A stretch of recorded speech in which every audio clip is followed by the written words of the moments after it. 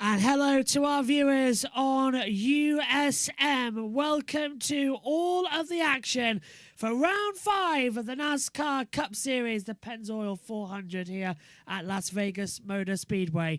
I'm Joshua Burch, and alongside me in the commentary box will be Jack, and JT's on his way back in. Matthew Owens not with us this week. He's busy along with Matt White, and Sithy's covering the March Madness action. So you've got myself and the JBM crew taking care of you. But don't worry, you're in the best possible hands. So, now that everybody's here, we've synced up with JBM and USM.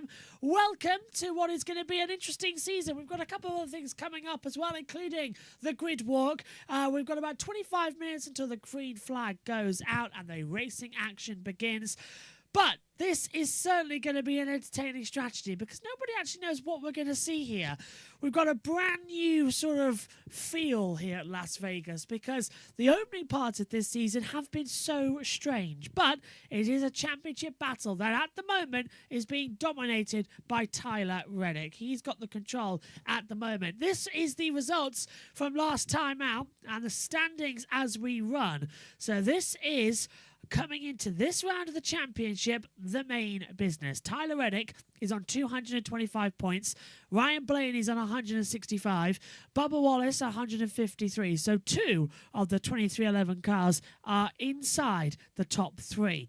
Then we get Chase Elliott in 4th. He's on 128. Shane Van Gisbergen, the run came to an end last week. And what I mean by that is that he had previously led a lap at every single event so far this year. Yep, it sounds weird, doesn't it? But that is true.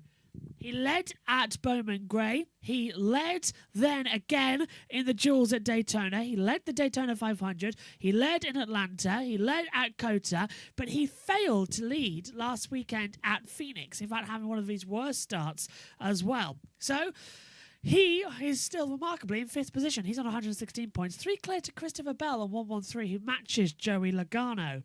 Further down as well on the screens, we have got Michael McDowell 111, the same as Chris Buescher. Kyle Larson's on 109 to William Byron 108. Denny Hamlin 107, AJ Allmendinger 104, Carson Hocevar 103, Ty Gibbs 101, Brad Keselowski on 100, Daniel Suarez 98, Ryan Preece 92, Zane Smith on 85, Kyle Busch 81, Ty Dillon 76, John Hunt Nemechek 75, Ross Chastain 74, Riley Herbst 72, Noah Gragson 66, Todd Gilliland 65, Ricky Stenhouse Jr. 64, Eric Jones 59, Austin Dillon 56, Austin Cindric 52, Cody Ware on 50, same as Josh Berry, Chase Briscoe 47, Connor Zilic on the 45, Cole Custer 42, and no points for Austin Hill or Anthony Alfredo. But critically also that we do not have either coming into this weekend the same runners and riders coming through again, because back in the 48 car this weekend is Justin Allgaier, because still injury persists with vertigo for the Alex Bowman in the number 48. So we've had Anthony Alfredo in for a couple of rounds. Now Justin Allgaier, who previously filled in last year, is coming back again. He gets his shot at the 48 car. He's lined up, though, a little bit further back on the grid for his liking the first go. But we'll see what he can do. He lines up 22nd on the grid as we come into all of the action. Okay, we're gearing up for the start, and hopefully it's going to be a smooth run. Let's go back to Fox. Welcome back, folks. Well, Vegas attracts fans from all across the country and all across the world, but you can't enjoy a race without some good eats. And for that, we turn to our culinary expert who knows a thing or two about finding the best tailgates. Tailgate Kings is back, Las Vegas style. You know it's got to be a good one, but I've been looking far and wide, and I can't find... Well, wait a minute. That looks familiar. Steve! All right, Clint. You're back! Welcome back. How the hell do you guys do appreciate it. Thank you. It's the best tailgate every single year. You have the best menu I've ever seen. There's only one thing left that you need to be crowned the Tailgate Kings. Congratulations. All right, thank you. All right, guys, you say there's a lot of news. Take it over to her. Let's go.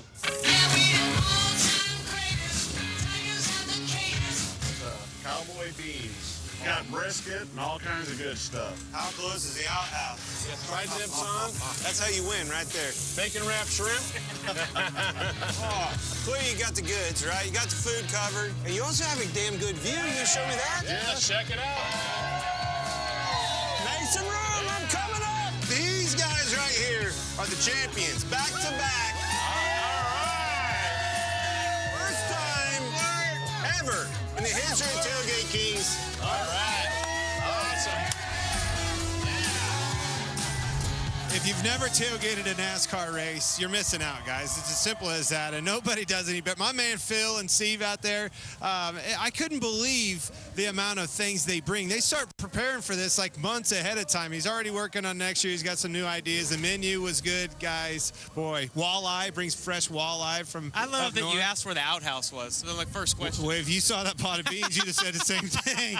But always a lot of fun with those with the fans out there, Tailgate Kings. Well, who you got, Josh? I love Look that what we tease. You found. talk about food, but bring us no food. It's one. We got one better for you. We got William Byron here. Won the spring race back in March of 23 here. You had practice yesterday. You had qualifying. So how you feeling about your chances in the car?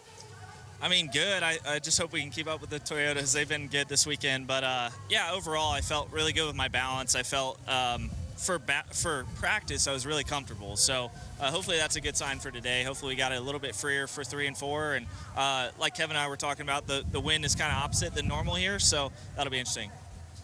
William, take me to the new body for the Chevrolets this year. Obviously, the first mile and a half.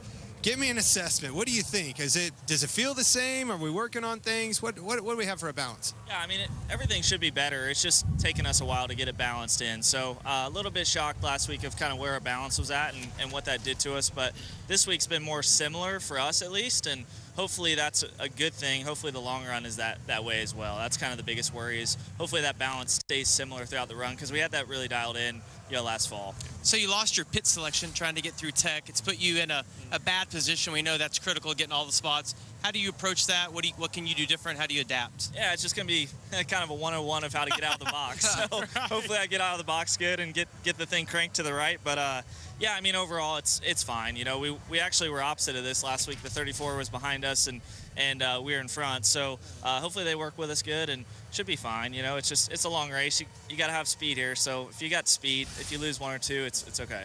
When you talk about the car, what's your role within the company now as far as the feedback and leadership? Are you the leader of helping the development, or I mean, how do you look at yourself when you go back and say we need to do this, this, and this? Are you pretty pointed to make sure it gets? You almost have to be selfish. Yeah, I always how was. selfish I are always you in those selfish. meetings? I need my car to do this. I think we should do this. He didn't care what mine felt like. I don't That's what he's care trying about to his. say. Yeah, I'm pretty reserved, as you guys know, but when I get in those meetings, I feel like I kind of come out of my shell, and I'm pretty pointed when it comes to my feedback. So I try to get as much feedback on the table as I can. I don't really care if it hurts feelings or whatever. It's just about, what the car does and what I need it to do. And a lot of times Kyle and I sit next to each other, so we share a lot of similar traits in our cars. And he's typically a little different on paper than me, but we're usually similar enough to where we can kind of dissect it. What about overall the season for the 24 so far? Where do you guys feel like you stack up? Yeah, I mean, we've been very quiet, so we're just trying to kind of execute races well. We had Atlanta I kind of gave away. We had some damage on the front, and I was driving the car super hard and got in the wall. So that one I wish I could have back with this system, but I think overall we just kind of been executing and trying to get this balanced out in. All right, well, William, we appreciate your time rolling off 9th today as you look for your 2nd career win here at Vegas. Good luck. Yeah, Go get him, buddy. Good luck, man. Good luck, man. All right, we appreciate William as always, and we talk about guys that are favorites. William Byron is on that list, but no surprise, Young Money Kyle Larson, he's got those 3 wins here. He's a favorite, followed by Christopher Bell, Denny Hamlin, Byron, like I mentioned, and Tyler Reddick. Now let's look at some of those long shots. I think it's pretty surprising. Chase Briscoe, of course, he's had his struggles, but Chase Elliott is on this list of long shots. Ross Chastain has great numbers here, no win, but these are some long shots that could pay out pretty good for you if you look at one of those guys. And with that, let's get to our race picks from these gentlemen, the experts who always pick right? I mean, you guys know who's going Not to win. always, Josh. Well, the good news is we're just giving an opinion, so if we're wrong, it doesn't really matter. That's right. Well, give me your opinion. I'm picking Denny Hamlin. I think that you can see the confidence. When we talked to him earlier, you could just see the confidence in what he has with his race car. Well, I think you're wrong. I think it's going to be Joe Gibson standing in victory lane, but I think it's going to be because of Christopher Bell, ladies and gentlemen, getting him in victory lane. Yeah, Bell finished third at COTA, second at Phoenix last week, had a dominant car. I think that he gets it done today. You guys agree? Again, I quit. I'm tired of this. Well, you know, you're relieved of your duties down here. You guys got to go up to the booth and join Chris up there and Mike Joy that is up there. So have some fun up there. All right. It's going to be a good one. Have I'm fun looking down forward here. to it. Find All right, another fellas. kangaroo. Well, Jamie and me will be hanging out the rest of the day. We'll come back. We'll get some final thoughts from Mr. McMurray on what's going to happen out there on the track.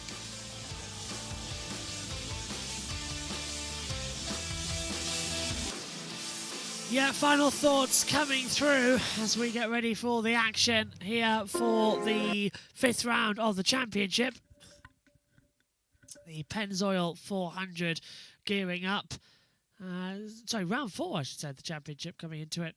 Oh, is it round 5? It is round 5, isn't it? Yeah. I'm getting behind myself. This is round 5 of the season. Daytona, Atlanta, coming into it. Then we went over to Circuit Americas. Last week was at Phoenix. This is round 5 of the campaign. And I'm looking forward to this, actually, because we've got some new data screens to play up here with as well in the booth. And, well, if anybody knows the website, I assume you do.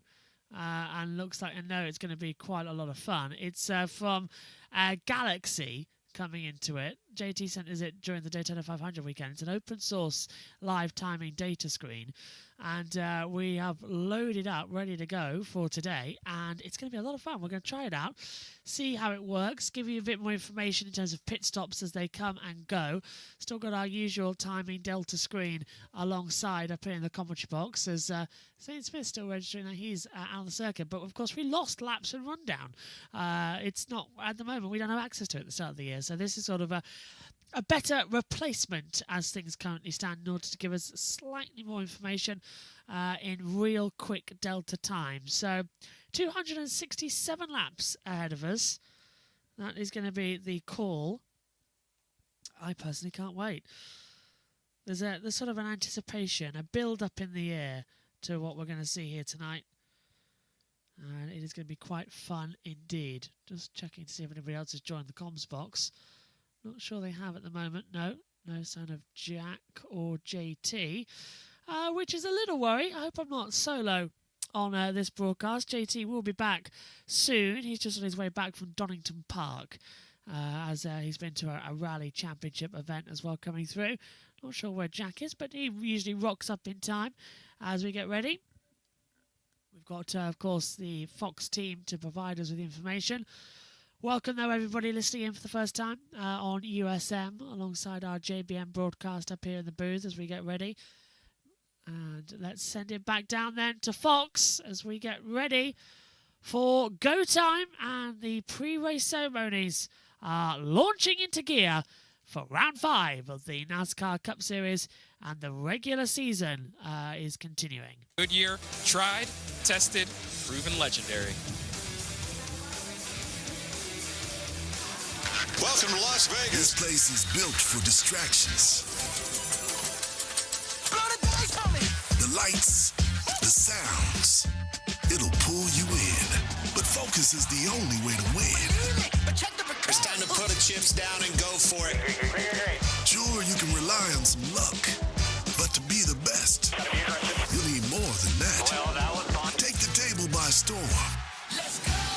Double down at every turn. That's exactly why you roll the dice. Because this place only knows winners and losers. Sliding out of control. And requires everything on the line to decide. Hell yeah, boys. How about that? What better place to risk it all? This is Vegas. Well, there are all sorts of great entertainment options in Las Vegas, but there's nothing quite like Michael Waltrip's Grid Walk. Where you at, Mikey? Hey, buddy, I'm down here at the Napa Chevy. Beautiful car. Nick Carter, Backstreet Boys. I want it that way. Tell me why. Tell me why I did that? Yes, please. I'm sorry. You want to go talk to Chase Elliott? I do. Hey, beautiful family, come along with me on the Grid Walk. What do you say? Oh, yeah. Heck yeah. Hey, Chase Elliott. Nick Carter and the family's here with the Backstreet Boys. How about these guys? Family. Pleasure. Hey, good luck today. Love it. You had a good day. You've had a good start to the season. Everybody talks about the wind and the speed and all that. How's your trip out west, and how's it feel to be Chase these days? Yeah, it was good. Had a good trip out. Today's better. We'll see. Got a beautiful day to put on a race. So good to be in Vegas. Hadn't seen you in a while. You doing all right? I'm doing great, and it's good to visit with you today. Good to see you. You got any Backstreet Boys you want to sing? Not right now, no. Please don't. Yeah. Maybe it'll give you good luck or not. No, we'll sing after you win, right? There you go. All right, let's go. Hey, come with me, guys. Shane Van Gisbergen. Oh, wait, look at here. On her road to WrestleMania, WWE superstar Tiffany Stratton. How you doing? Good, how are you? Let's go interview some guys. Nick Carter's with me, too. Where'd Nick go? Oh, where's Shane? Hey, Shane. I got all the stars with me today. We got WWE superstar. Here comes Nick Carter with Backstreet Boys. See, Nick? And I want to talk about this beautiful car. This is a crazy paint scheme. It's pretty cool, done by Mr. Brainwash in Super Bowl. What do you think? Is Mr. Brainwash around? Yeah, he's just on the other side there with the hat on. Oh, he's enjoying life. Hey, I told you you're going to do this interview, and you're going to like it because Tiffany Stratton's here. Hello. Hi, how are you? Pretty good. Good, nice to meet you. You too? She's tough. I don't want to get beaten up by her.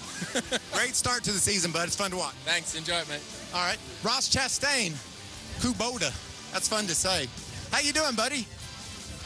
You almost got that right. How close? Not close. Oh, I'm sorry. Look at my gang. I've lost my gang.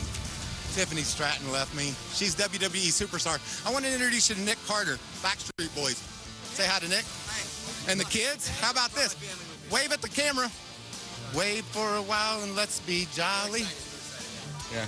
How many NASCAR races you been to? This is our second one. Last year we were here with Backstreet Boys when we were announcing Sphere, our residency. So how was that? It's been great, honestly. I've been living here both my daughters were born in Las Vegas, so yeah, but we're here for races, not for us.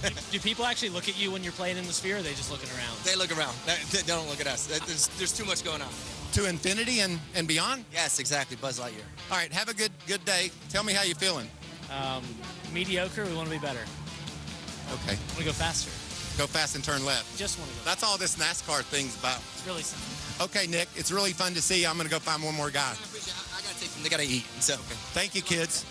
Appreciate you joining in. See who else we can find.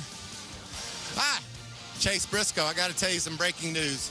You're my pick. Your eyes are good. Right. Your car is fast, and I've been on a roll. I picked the winner of the last 2 races. You're my guy. Well, I like the sound of that. It sounds better than how the last 2 weeks have gone. So, yeah, I felt like we had a good Bass Pro Shops tracker Toyota. Hopefully you're right in 3 weeks in a row. Well, tell me this. Everybody's talking about the Toyotas. Did you see this coming? Yeah, I mean, our cars have always been really fast, all the mile-and-a-half stuff. And last year, this is, I would say, one of our strongest tracks. So, yeah, I feel good about it. All right. It's good to see you. Yeah, you too, buddy. I'm going to find Carson Hocevar. Hey, Carson. How you doing? Welcome to the Grid Walk. Oh, thank you. I appreciate it. Happy to be here. I love getting you onto the Grid Walk. I like your scarf. Thank you. Yeah. She's wearing the cape, the Ride the Dente cape. Love that. I gave it away. You know, I was just like, they had it on me, and I was like, Lindsay should wear it. I want to tell you what, Lindsay, and I'll see if you agree or not. Carson is the perfect guy for the spicy. He's a spicy cat. Oh yeah, he's very spicy. Perfect guy for the car. And you looking good? How you running? We weren't running good yesterday, but hopefully that, reverse psychology will be good today. Let me think about that one for a minute. Okay. Josh, something happened there and my brain's hurting. What do you mean by that? Josh? Oh, there you go, Mikey. My brain hurts too. I was trying to figure out where he's going with that. All right, appreciate you as always. The Grid Walk is legendary. So, final thoughts, Jamie. What do you got your eye on? Well, it's going to be a big day for Toyota, obviously, in qualifying, and everyone we've talked to today has mentioned the speed that they have. But I would say we have 3 drinking words of the day. It's going to be hot, slick, and wind is going to be a huge factor in the race today. All right, we're going to keep our eyes on that as we go ever closer to the green flag dropping. The stage is set. The wind, like you mentioned, is kicking up. Let's stay trackside for those opening ceremonies.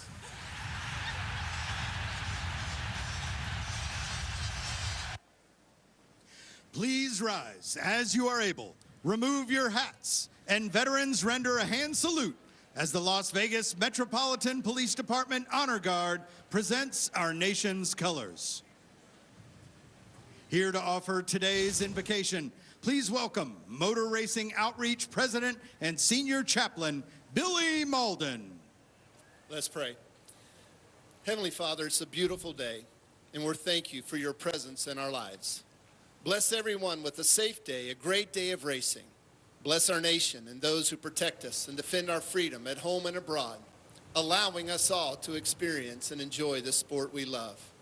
May your peace be with us. In Christ's name we pray. Amen. Here to perform our national anthem, please welcome multi-platinum rock band celebrating 50 years, Foreigner. Oh, say, can you see by the dawn's early light what so proudly we hailed at the twilight's last gleaming through broad stripes and bright stars, through the perilous fight, all the ramparts we watched were so gallantly streaming, and the rockets wrangling, the bombs bursting in air, gave proof through the night that our flag was still there. Oh, say does that star-spangled banner yet wave? Oh, the land of the free and the home of the brave.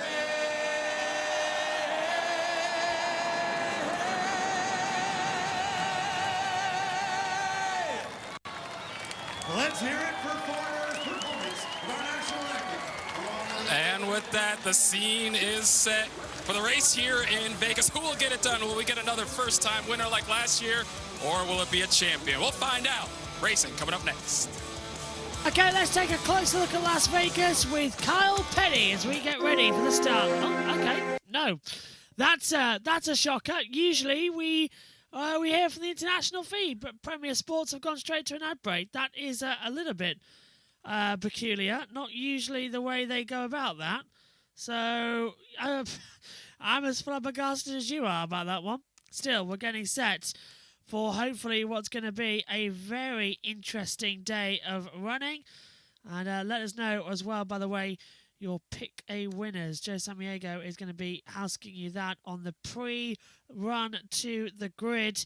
So get your comments in and he can track them, and you can tune in to the Grid Network show post this event for the wrap-up. That is at Grid Network TV, and if you're still watching the end of the show, you'll be redirected automatically to go into it. Right, let's take a look at how they line up on the starting grid then, coming into this one.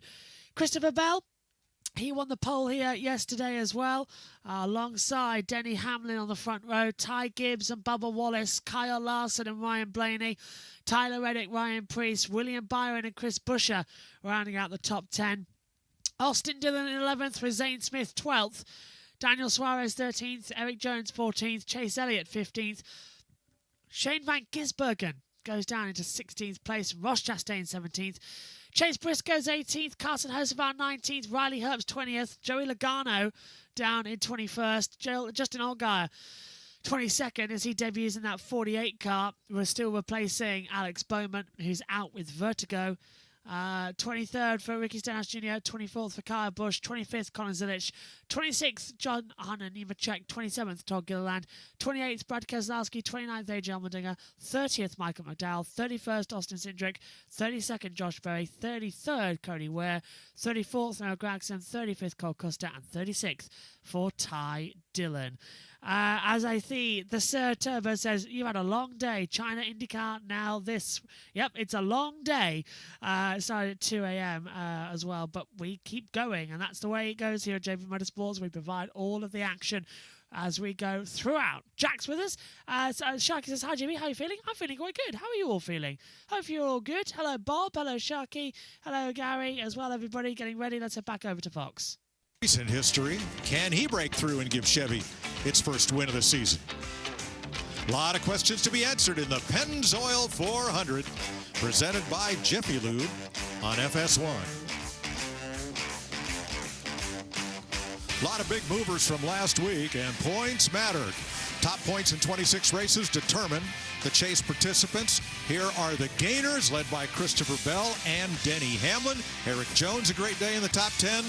And here are drivers who dropped back in the standings after Phoenix. So, welcome to the booth, Mike Joy, Clint Boyer, and the fellow who in 2018 stunk up the show and led all but 53 laps en route to victory. Most laps led by a winner here in Las Vegas, Kevin Harvick. What are we going to see today? We got Toyota, we got Ford, we got Chevrolet.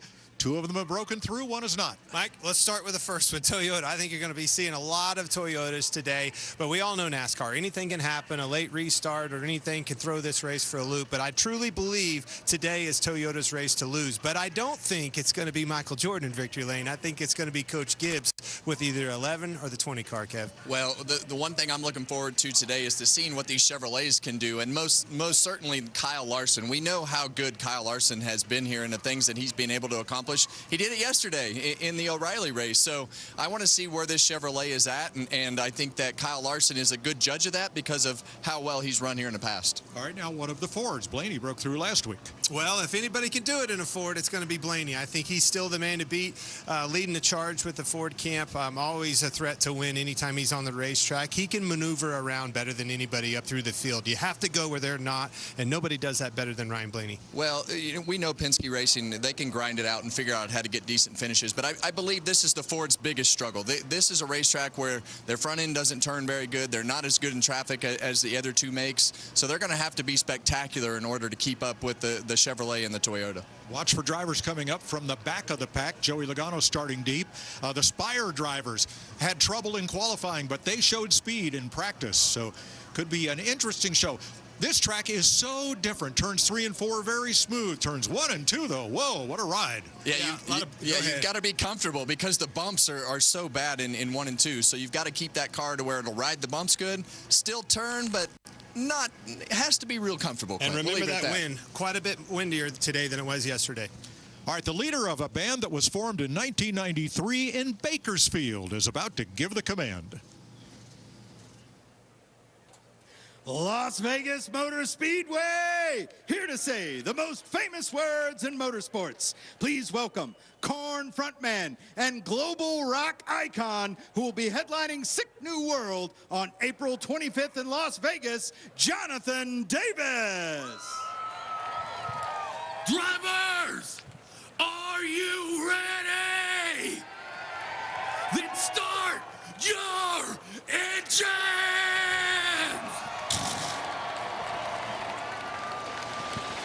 The start your engines call One of the big new as we get set to go here at Las Vegas Motor Speedway. We'll catch up with Jack in a few moments' time as we get all set. Cars leaving pit road.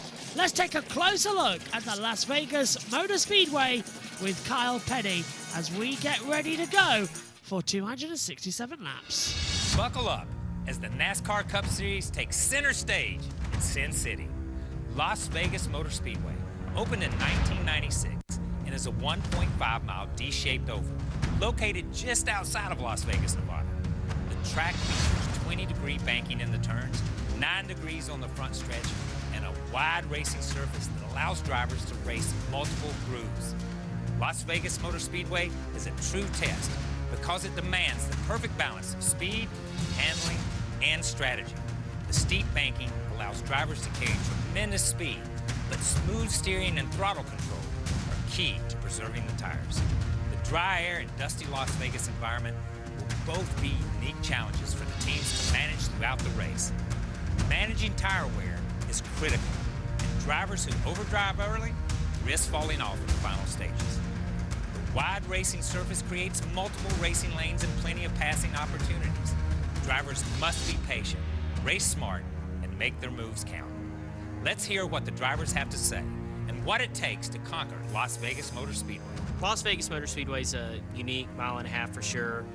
Each end of the racetrack is a good bit different. 1 and 2, there's a lot of bumps through the center of the corner that you got to manage getting through. And 3 and 4 can get really wide, run from the bottom all the way to the top. And Obviously, it's a lot different between the spring and the fall with the weather, so it makes it a unique challenge. I'll tell you what's cool about Vegas and a little bit different from some of the other mile-and-a-half racetracks out there is just the banking. You know, it's probably banked more than some of the others. You know, it lends itself to some really good racing. A lot of the other mile-and-a-half racetracks have sort of been repaved over the years with progressive banking. This one still has standard banking, but it races really well. You can run, you know, bottom, middle, top. It kind of depends on where your car works well. It's time to buckle up. So get ready. The NASCAR Cup Series is about to go green at Las Vegas Motor Speedway. You're all set to go then. Jack, welcome up to the booth. Here we go then, mate. It's time for round 5 of the season, and it's going to be quite a lot of fun. Yeah, Vegas is certainly, I do one of the more generic tracks on the schedule, but the next gen always seems to do very well at these intermediate style tracks. So looking forward to it. Also, shout out to Jonathan Davis on the command. As a metal fan, I enjoyed seeing that. I thought you might actually. Got to I'm ask, a big Horn fan too. who's your pick a winner? Today I'm gonna say sweep in the weekend. It's gonna be Kyle Larson. Larson won yesterday in the O'Reilly Auto Parts Series after an 11-lap restart to come into it. That was quite a run for it as well. So we'll see what happens. My pick a winner for this one, I'm going to go with Denny Hamlin. Let's go check in there with Pulsar Christopher Bell. Than any other driver, but Kevin just told me, I don't want to hear it, but he said you've never won from the pole. I just told you down there in the starting grid. I picked you, buddy. How are we going to win this thing from the pole? Yeah, I think we've got the car speed to do it. Just got to execute the race. And man, I just need this thing to run green. Golly, if it runs green, I'll feel really good about our chances. Love it. Christopher, when you talk about your car, the wind's blowing really hard today. You've got multiple grooves.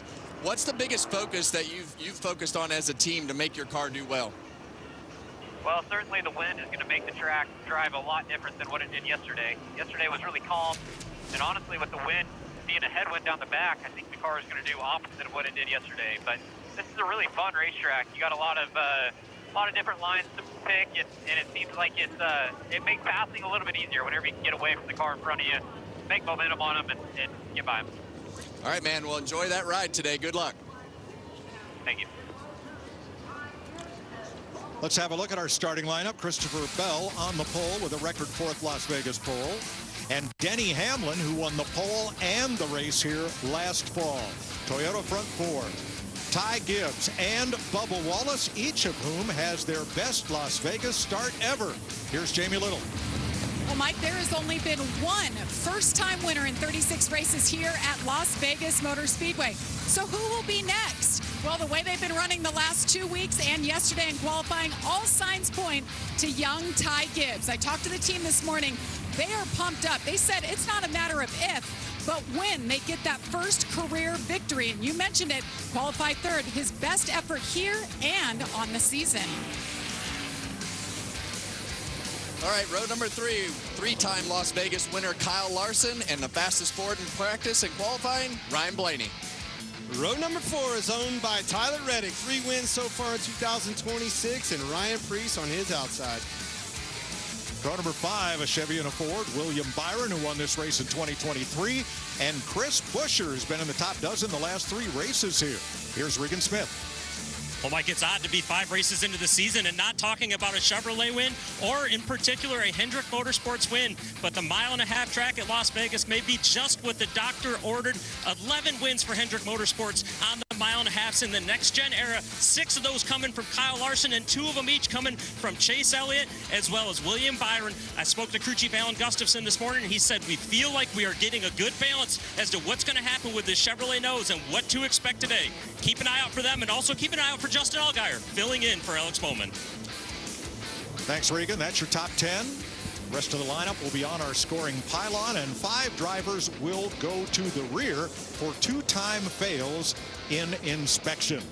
Now let's take a closer look at downforce and diffusers with crew chief Larry McReynolds. You know, Mike, when we think about the aero of a race car, we think about the actual body, the front splitter, the rear spoiler at the back of the car, but there's a whole lot more to aerodynamics that has nothing to do with those items. Let's go to our Toyota Camry cutaway car, and I will show you exactly what I'm talking about. Now, look at the airflow over this Gen 7 car. Air flowing over the top of the car, but look at it under the car. That flat bottom, that rear diffuser, 75% of the downforce comes from that area of the race car. Look how organized the air is on the rear diffuser area.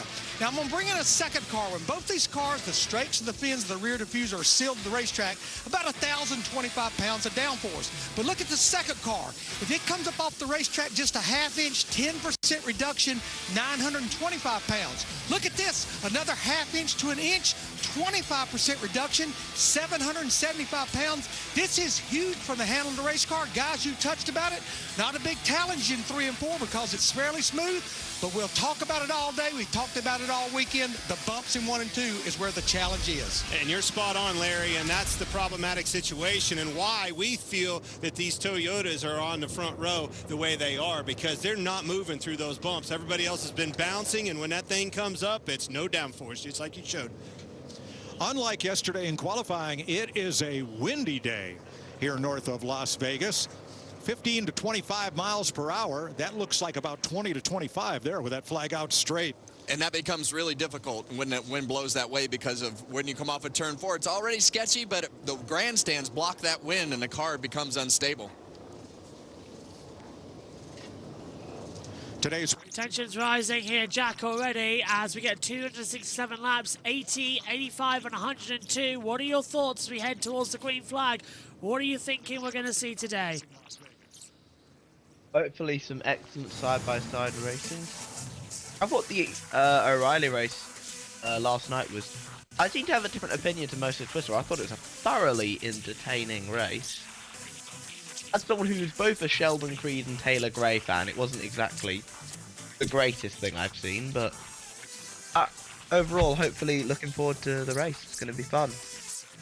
Could be quite interesting. Keep an eye out. I'm thinking we're going to be in for an interesting run. Let's have one of the drivers. One of the best venues we go to. Thoughts of a couple of past winners about racing Las Vegas. It is a great track from a driver's perspective because you have options from the white line all the way to the wall, and in these cars you can't follow directly behind somebody, so you've got to be able to be versatile and move around that racetrack. Well, how quick does it happen, old buddy? It's going to happen right off the bat. We're going to be 3 wide, probably going into turn 1, and pure craziness, but you got to make the hay while you can. And I think that's just so important here. You have to be able to have that balance. While everybody's bunched up is the best opportunity to pounce on 3, 4, 5 games, you know, spot-wise. They'll be ready. Getting ready for the start then. Pace car lights are off. If you're new to us here on USM and JB Motorsports, strap yourselves in for the best action possible. Christopher Bell is our race leader coming into this one, and he will take us down over the line. What are we going to witness? How much action have we got to see? There's so much more tension and drama the later we get into a season. Let's just see. At the moment, Reddick will be on 225 points. Blaney 165. That's if things stay as they are here right now. We are ready. We are steady. We are getting set for round 5 of the NASCAR Cup Series season. Bell on the low, Hamill on the line. Stand by for action. NASCAR is green as we roll the dice in Las Vegas. Good run down towards turn 1 and 2 already. Look at the 54 coming on the inside line as well. Hamlin's been forced up high, so watch out for Bubba Wallace trying to come in as well for 4th position. We're 3 wide already, 4 rows deep as they come up still. Bell single file at the front. Hamlin then with Gibbs low. Larson staying in behind Gibbs as they come through 3 and 4. It's a good start there, Jack, as they come through the back straightaway towards the tri-oval. Oh, the 97 of SVG getting loose, but again, another great save from SVG, just like he did a week ago. What a save that was. I don't know what happened, but he looks near fully sideways as Hamlin and Bell battling for the race lead here. Hamlin side by side. Why are we cutting back? Thank you, Fox. Hamilton gets through. He'll take the lead of the race, but we've got Suarez battling with the 19 of Briscoe. He's ahead of the 1 of Ross Chastain at the moment. So not sure why we're cutting through, but it's a good start, Jack, as Hamlin still tries to cut down low on Bell and does so into 1. Hamlin retakes the lead. Hold on, I'm waiting. He's not clear yet. Not clear yet. Bell's Here they are, still side by side. Bell's outside manoeuvre through 2. He was able to keep him on pressure. That was impressive, but Hamlin's low line through 3 and 4 should give him the traction to get clear, and he clears him, Jack.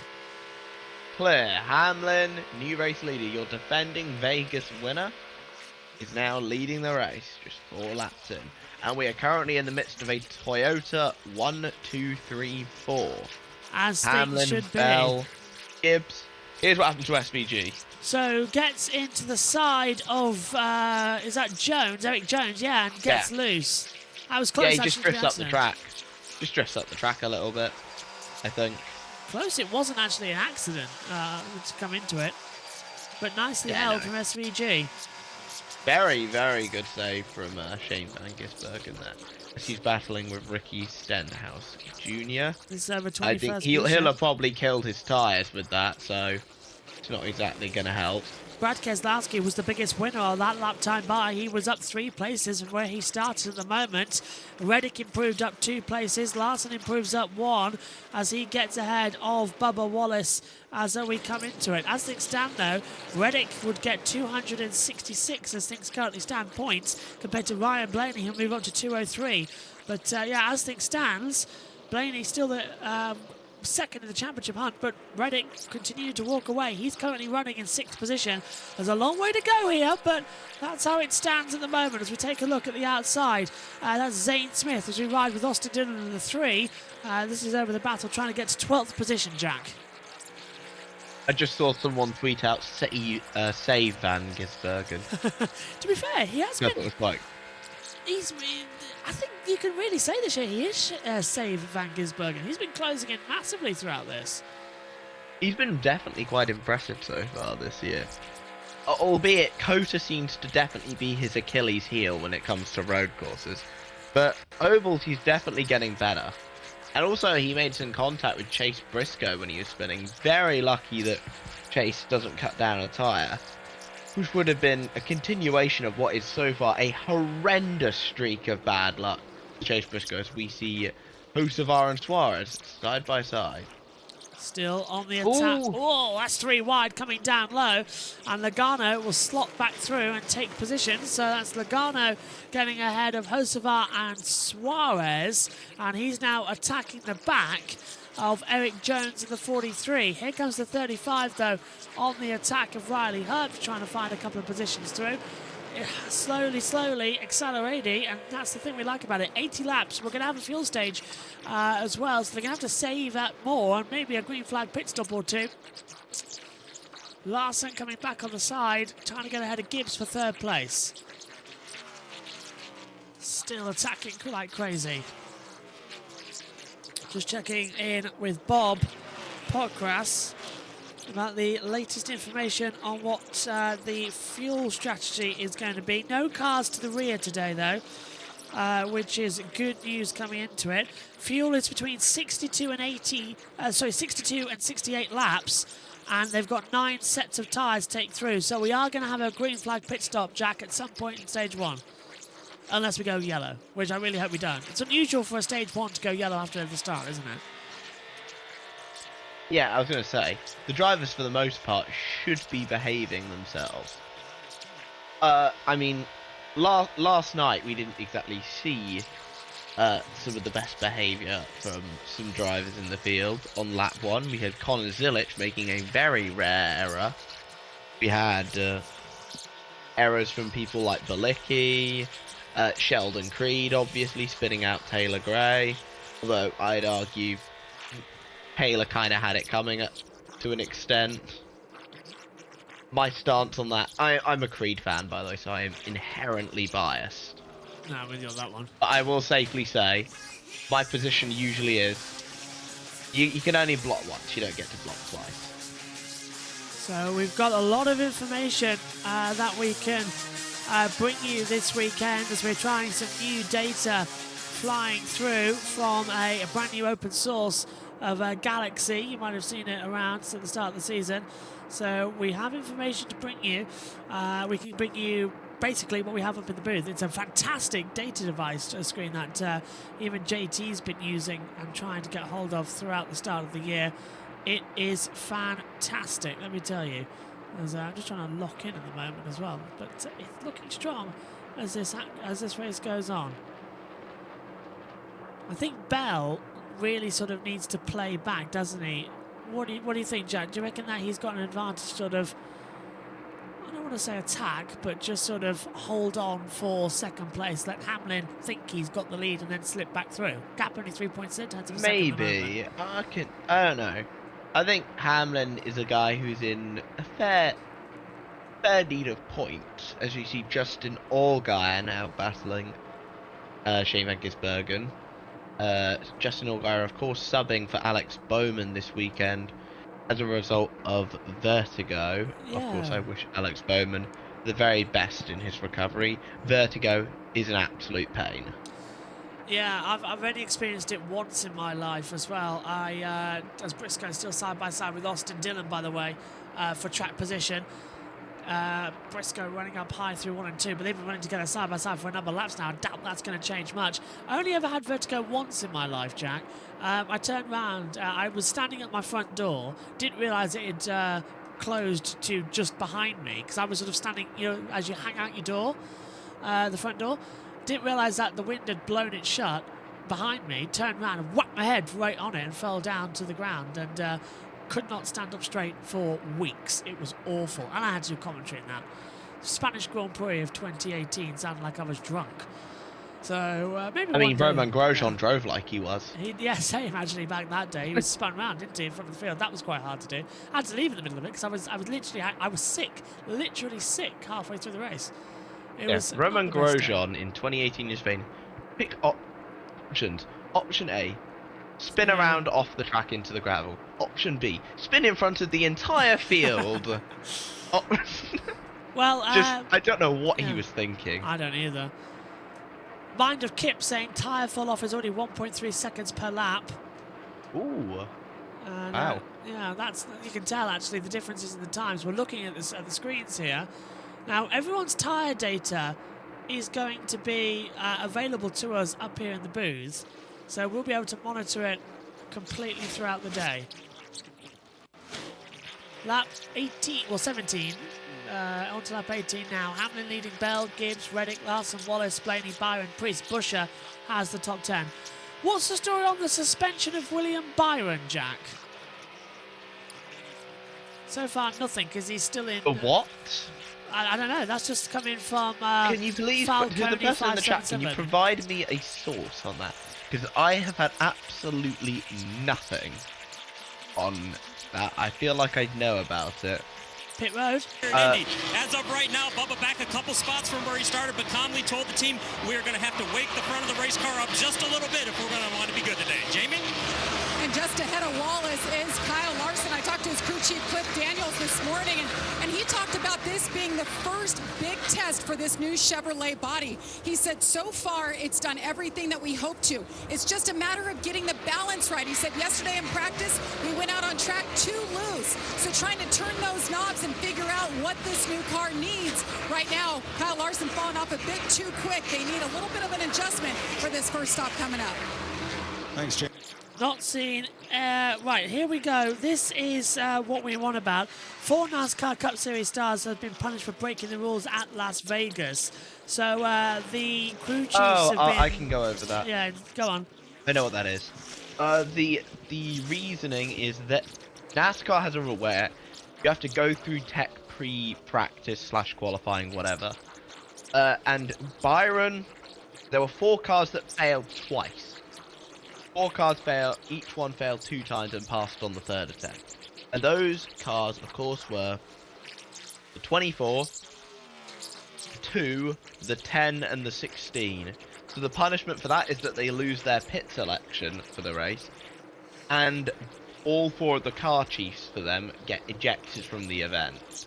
So it's a punishment to make sure teams know the rules and aren't breaking. You fail once, it's fine. You fail 3 times, I don't think you get to set a qualifying time. Yeah, and of course that's Ryan Fugel, who is the crew chief for William Byron, who's been suspended. Car chief, not crew chief.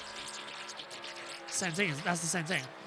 Crew chief. Different things. Who's got the Car chief's the guy who sets the car up. I've got it as strategist. I got it. The crew chief got kicked out. All right. Well, I always get told it's the car chief. Yeah, car chief's the guy who sets the car up. Crew chief's the guy who does the strategy goes. Yeah. Is the strategy? It's basically a NASCAR term for a strategist. Well, in that case, it could be Spencer Bishop then. Well, yeah, that should be it. I'll double it's pretty check. minor overall, they say in chat. Yeah, this kind of thing happens fairly often. It's unusual for 4 different drivers to have, but I wouldn't say it's unusual. Like, it happens all the time. And no one's failed post-race, so who cares? Yeah, it's pre-race inspection, which is basically pre-race, no one cares. Yeah, post-race, that's when things really start kicking off, coming into it. Because if you fail that, you're in a whole heap of trouble. We've had that a couple of years ago as well, where we had, 6 people kicked out? It got a bit crazy. Fox going Here's to Metallica.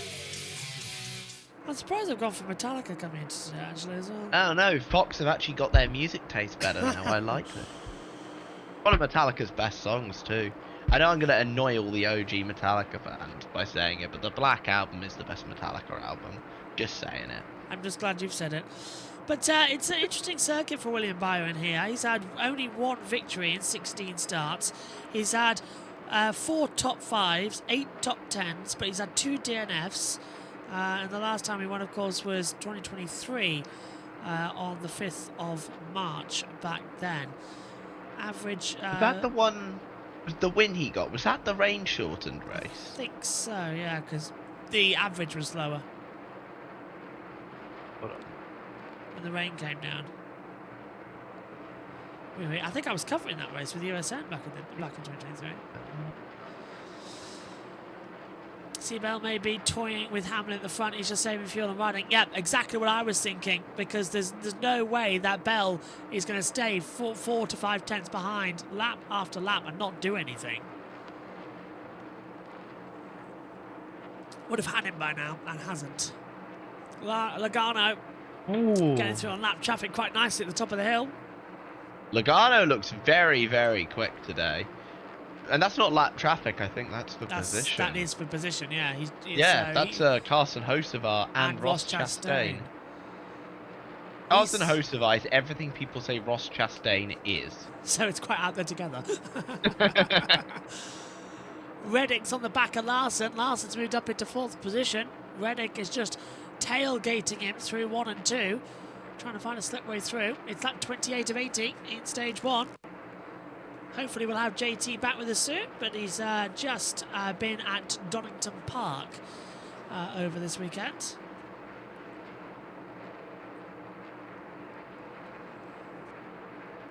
As we see Chastain side by side, is that with Michael McDowell?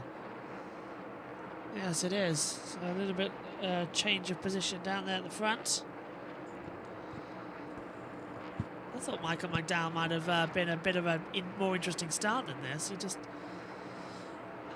He took pole here last year, didn't he? He did, yeah, and it shocked everybody that he had pole. It shocked me. It shocked me. Like, I'm not used to Spire being quick. No offense to Spire, because I think they're developing a really good team nowadays, especially in the truck series. I mean, they've collected a win already this season. Yeah, but I know Hocevar's doing a lot of the truck races for Spire this year. I think 13 he's down for. Back with Fox if you're watching us, as the tension just builds here. Hamlin, Bell, Gibbs, Larson, Wallace, the top 5. Pit stop. The minor keeps saying around about lap 35 if that's for tyres. Fuel can go longer, but tyres might be coming in for their first green flag stops of the day.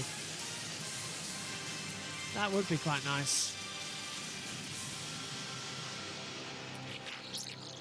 Oh, I've lost all the data. It's still experimental, the Galaxy timing systems, but I've still got my other one up here.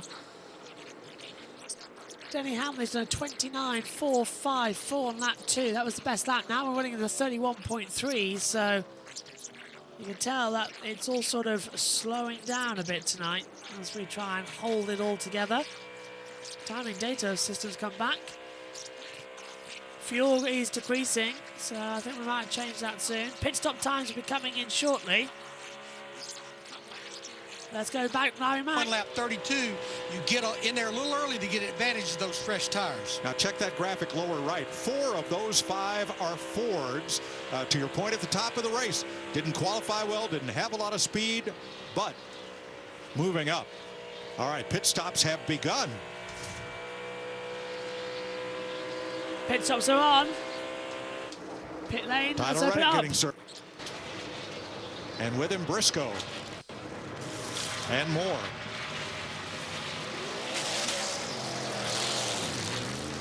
We've opened up the radio graphic Austin as Cindric well. is in. Justin Allgaier. Kyle Larson. Yeah, and you're going to see a lot of these guys that are pitting early now. A lot of it depends on who you're racing around. So the longer you can wait, if you're not worried about getting past, it will be beneficial to have fresher tires. Jamie? You see Kyle Larson pulling into his pit box. Had fallen off just a bit, then came back and fought as those tires wore out. It'll be a 4-tire stop here. You see that adjustment right there that we talked about was coming for Kyle Larson as they work on the left side. Solid stop. All the Hendrick cars stopped. Ryan Blaney, Kyle Busch in the pit lane, Eric Jones, Noah Gragson, Josh Berry, last year's winner, Austin Dillon, and here are the leaders: Hamlin, Gibbs, Bubba Wallace. So the 20 car stayed out, but he got held up by the 11 car coming down the pit road. Obviously, the 45 car, Reddick, was the first one on pit road. Keep an eye on that track map up in the top left. Yeah, what's going to happen? We've opened up the track map ourselves because everyone's now coming in, Jack, for the tyre changes, and they are changing 2 and 4 tyres. But he's also going to... Go on. I got nothing to add on pit stops, unfortunately. It's looking quite strong, But it looks like Ty Gibbs has come out ahead of Christopher Bell, I think. He has. 6.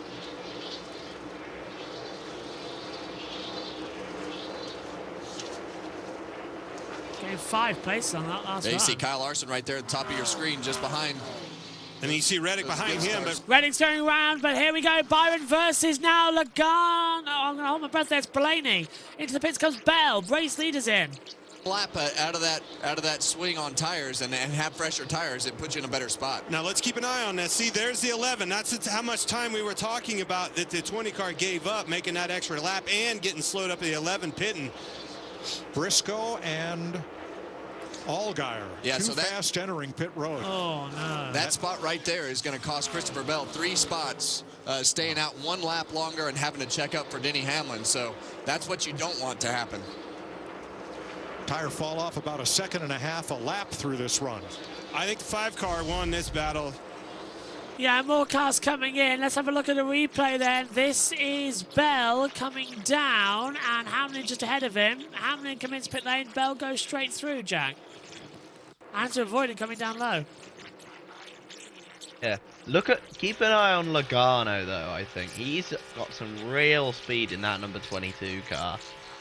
Now leading the race, but I think genuinely he could be a contender for the win today. He's looking real fast today. Looking stronger and stronger at the moment. Priest came in a minute ago. Ricky Stenhouse now dives in to pit road. And does Connor Zilic in the 88. So a couple more being made of them, as you can see on our timing screens. How do you tell what bubble the leader is in the blue circle? Yeah, the blue circle, that's the leader. The window, they may be getting ready to come down pit road right now, but they lacked a little confidence in the car after yesterday. So far, though, Joey said the car has been really good. I think what they're trying to do here is split it right down the middle in terms of the run as we see him hit pit road now. Into the pits comes Logano. So Logano to pit road at lap 39 of this 80-lap first stage. Stenhouse also on pit road along with Connor Zilic.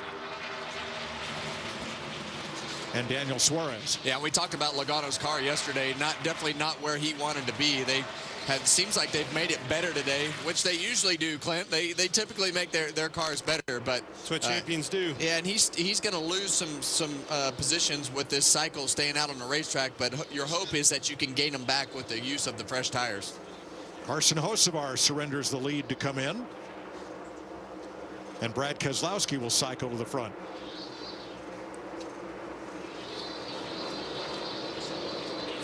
Okay. So down to McDowell and Custer, the only cars that had not pitted. So Brad Keselowski, he is the leader, and he's today's driver profile, sponsored by Trimble. Driver number 6 still recuperating from that leg injury suffered in the off season.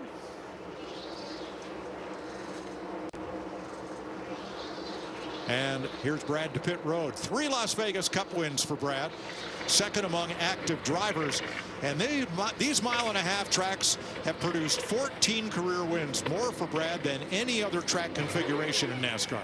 Well, they always get better on race day, but the thing that this 6 car has to figure out, they have to qualify better. Otherwise, they're not going to store any stage points, and they're not going to win. So, you know, I think that Brad definitely knows how to get it done, but they got to get better on Saturday to put themselves up in the front of the pack and not have to battle that uphill battle all day. Exactly. Interesting enough, that track temperature, by the way, is rising at the moment, so that's quite an interesting run. We'll have the points as they run and stage points, so it's quite good. Pit stop times at the moment. Lap 38 brought in the 47 and the 88, so they came into the pit lane. Not too bad of a time. They're losing around about 10 seconds in the stop and around about 30 seconds overall, Jack. So not too bad in the early stages of a green flag race. Yeah, so far not too bad. I mean, wait, why is Cole Custer in third, or is he not pitted? I imagine. Okay, he's pitted now. Yeah, Custer was briefly leading the race, but has yet to stop. He's coming now for 16th. So for a while he was in the lead. Now he's pitted now. But yeah, don't worry. I was thinking the same thing.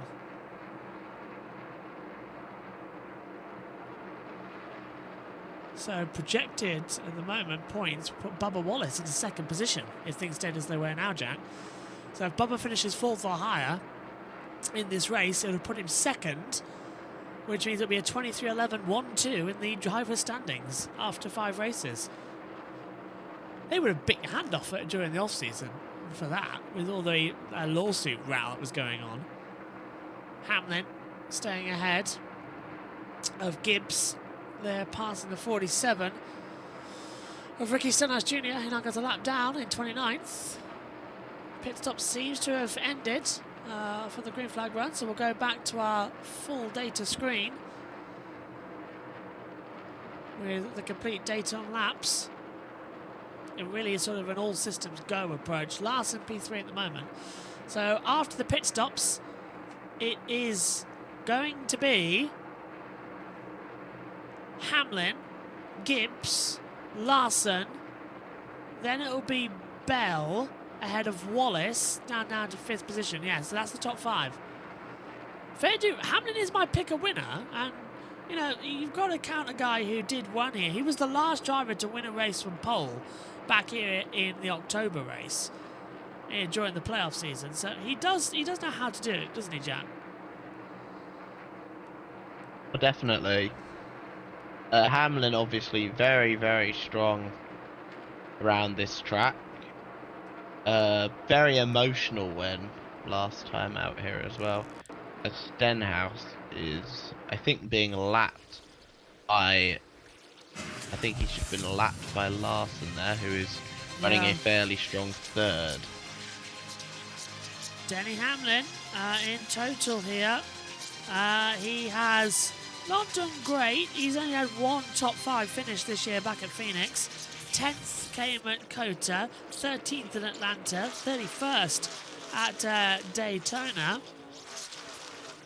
But this is in total looking for win number 61 of his career.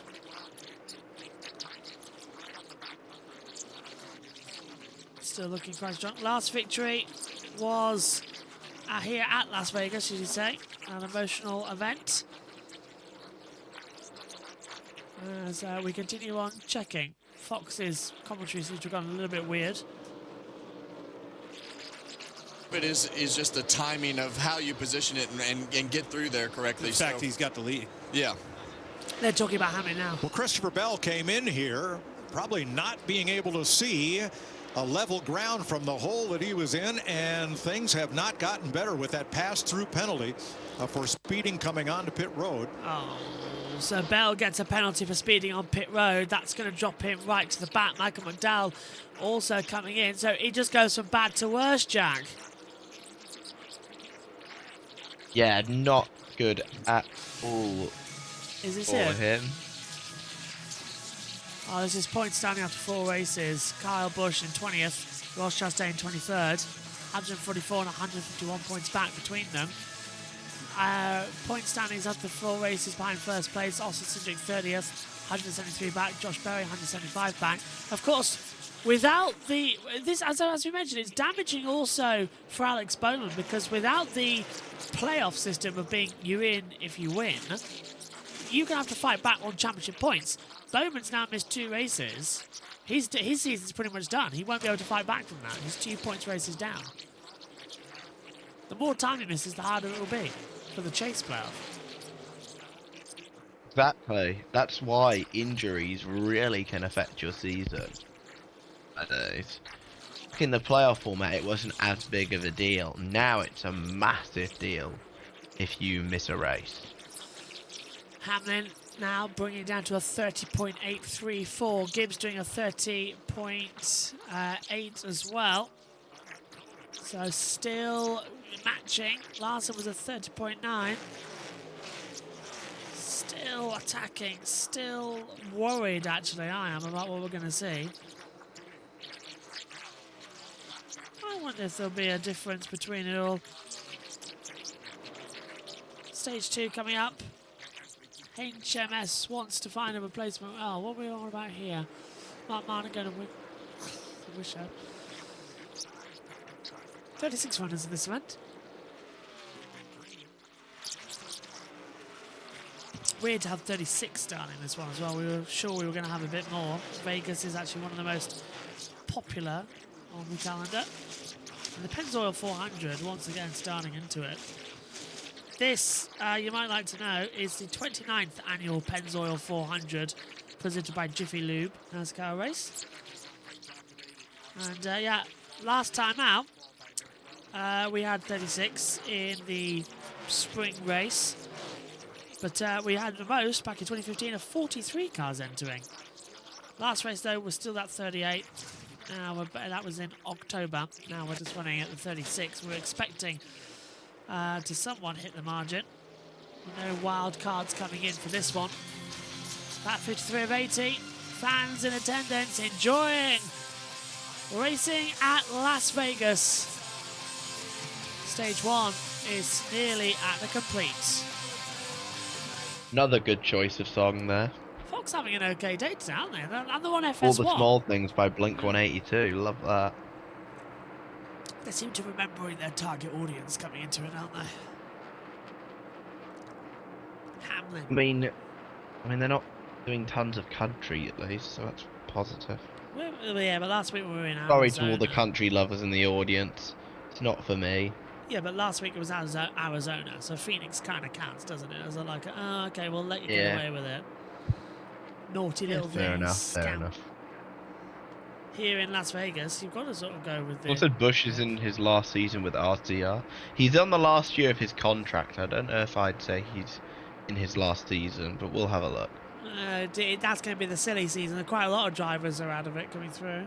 Bowman's out of contract at the end of this year. That's going to be a big one. Signing a double 500 champion. That's going to be somewhere on the lines of get it right and you're good, but does he really want to We leave? don't know if Bowman's going to leave. We don't know if Busch is going to leave, but they are out of contract at the end of the year. They will not rehire Bowman. I've said this before. I've said it to the Green Network. They will not rehire Bowman at all. He's already proved. No, I don't think so. I think this is why they're giving. He's struggled a lot Yeah, this is why Justin Allgaire's got the gig today. A little bit of a tester. Although he's running down in 36th Nah, he ain't place. gonna. He ain't gonna come up. He's an O'Reilly / Xfinity, whatever you want to call it, lifer. He's totally fine chilling in that series. Who would you put in the 48 then? Maybe. I honestly don't know. Would Byron My be a choice good would have sort? been Carson Hocevar, but he's signed on with Spire for several years, as Bell is battling for third. Still shutting the and door. He's manages to battling get the Larson. position. Yep, he's still on Larson.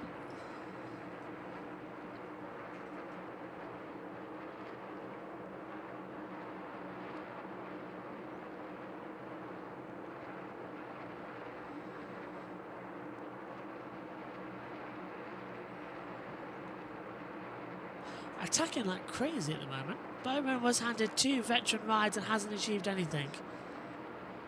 That means your idea is like, yeah, agreed. He hasn't achieved anything. This is why I say he's not going to be there. Why would they give him another run? Don't make sense, does it? Coming through into it. Well, Hamlin's leading at the moment. Bell's moved up into 3rd place ahead of Larson, but everyone else pretty much staying as they are as we try and run out the clock with 19 laps to go of stage number 1 here. It's a fun little attack, isn't it, this one? What have you been making of stage 1? I like the green flag pit stop. Didn't think we were going to have that. I think that we've had a solid stage 1 so far. I think we're seeing some decent racing throughout the field, and some good green flag pit stops. They hold on together. As we still have a long way to go here tonight. 205 laps remaining, as you can see on the top of the timing tower. We are trying to introduce the stage graphic that you see on the other monitor. So we'll have a look. Actually, I'll do that now, actually. While we're here, let's see if I can introduce that along the bottom ticker. Because it would just be nice if we can have it included so that everyone can see exactly what we're doing and how far along we are in this race. Still, attack, I would, wouldn't you, Jack, at this stage? Because you know this race is going to be a humdinger once we go green for the next part of the stages. I'm a bit nervous, actually, because stage 2, that's usually a podcast time for us, and we've been having to fill a bit more out here right now today. Yeah, I mean, podcast time's fun, though, at the end of the day. We can talk about a variety of subjects related to motorsport for the most part. Larson, by the way, trying to go against Gragson, sorry. Just lapping him again. They're going to be holding through on times as this racing continues. You're going to like this. We've managed to get the information sorted. Oh, I pressed the wrong button.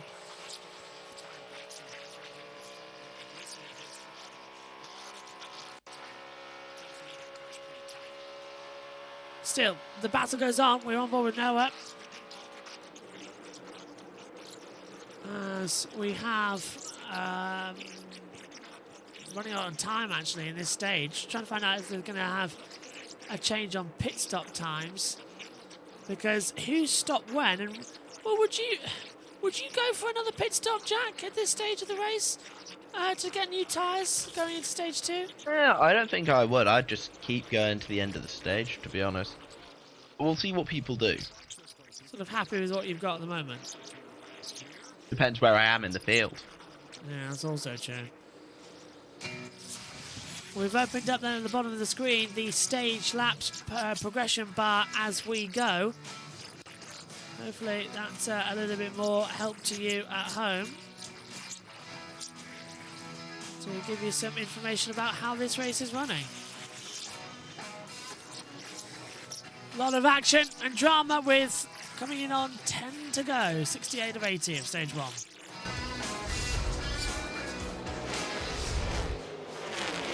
And there's Ryan Preece in 8th, right with Tyler Reddick. Denny Hamlin, Christopher Bell for the lead. And Bell goes down low, and Jack, this is exactly what you were saying. Lull Hamlin into a false sense of security and just go and grab him towards the end. It's Hamlin trying to go around the outside.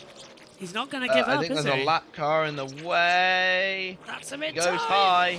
He's through. He's through. I thought that was a bit too tight, but no, I stand corrected. He's managed to make the move stick. Well done. 9 times out of 10, that ends in disaster. I'm very proud that they were able to get that one all sort of sorted in. Okay. We take a breath. We survive another day sort of mentality coming through. Still closing in on the end of this stage. Look at this on the inside. Bell's attacking through 3 and 4 down low. Sorry, the back of 1 and 2. Hamlin now is stuck in traffic. Riley Herbst goes down low. Hamlin trying to get ahead now of Kyle Busch. The 42's in there of John Hunter Nemechek. Usually that means we're going to head into a caution, because he's right at the back of the 35. Lap number 70, 1 of 80, 70 complete. Bell down low, he'll get the toe.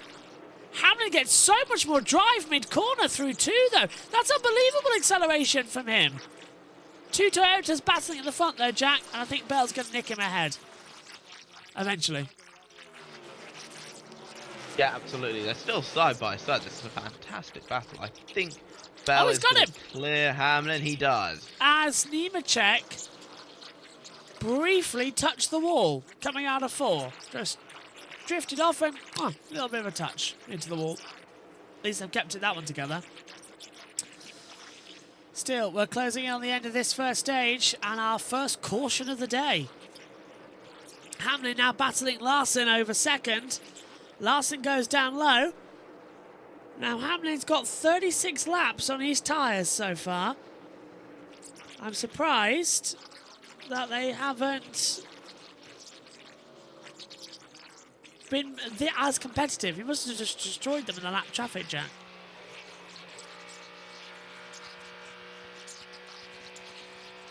Hamlin.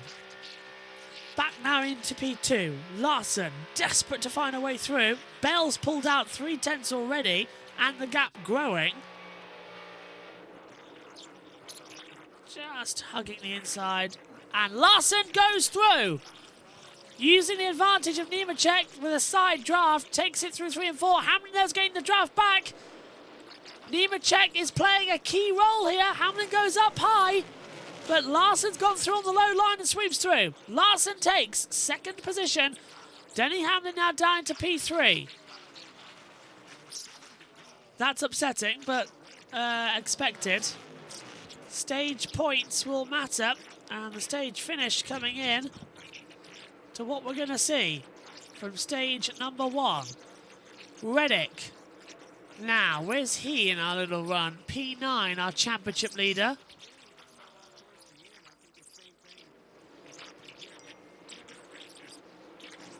A lot of good stuff as Reddick now gets ahead of the 88. Lapping Connor Zilic. Josh Berry, by the way, will get the free pass at the time of the caution. He's the... now Riley Herbst will get it. So 22 down have been lapped already, Jack. That's quite an impressive run. Only 21 cars on the lead lap. Yeah.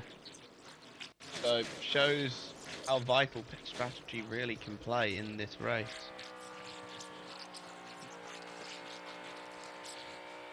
Sharky's pick is Larson. I hope the Grid Network have recorded that. I've gone with Larson as well. You went for Larson, yeah. That's been recorded. He won yesterday, did well. He did really good in the O'Reilly race. I caught up with that during the day. As Megan was producing last night, as we were on the Chinese Grand Prix, so our sleep pattern was different. But it was a stunning event. Really liking how NASCAR's being at the moment. There's a lot of just happiness in the air. Everyone's happy. It's good. But Ryan Blaney moves up into speed 10 ahead then of Chris Buescher. Bell, Larson, Hamlin, Gibbs, Wallace, Byron, Priest, Elliott, Reddick, Blaney. That's your current top 10 with 3 to go in this stage. And then it will be time for more action. We haven't had a caution yet, so it'd be nice to have a little bit of a breather. 3 to go.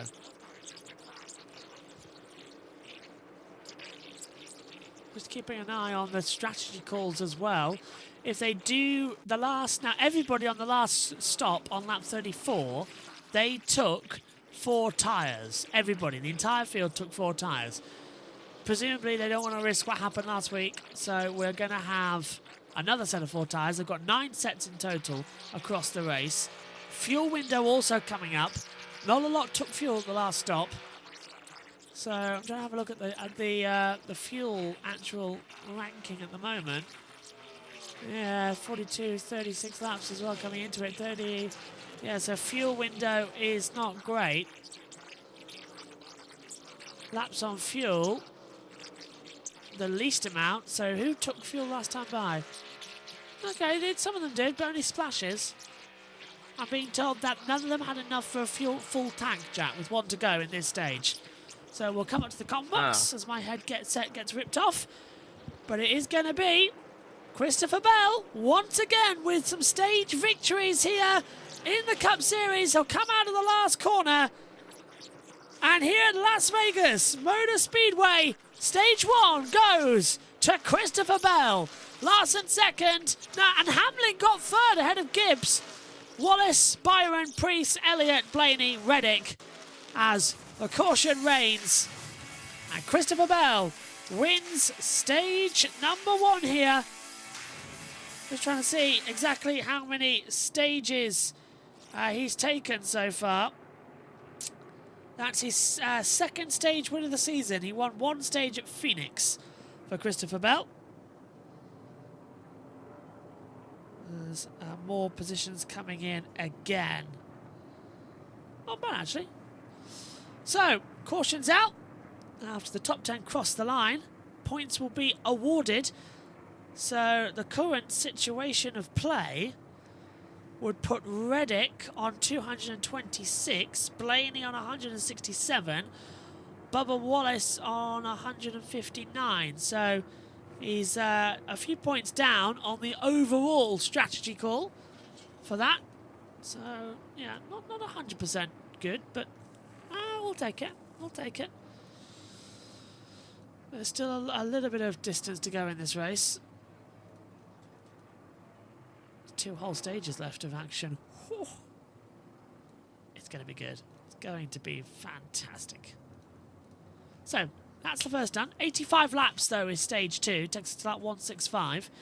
21 cars on the lead lap. Last lap, though, was taken in. So, we have free pass for Riley Herbst. So Riley is our free pass on the next lap. As we run in now for stage break. Apparently Tyler Reddick might have skimmed the wall. That doesn't surprise me. I was expecting him to do something like that. He's pushing, isn't he, this year, Tyler? There's so much more push on him. He's got 3 wins. Yeah. Don't blame him, he's done well. 3 wins so far out of 4 races complete.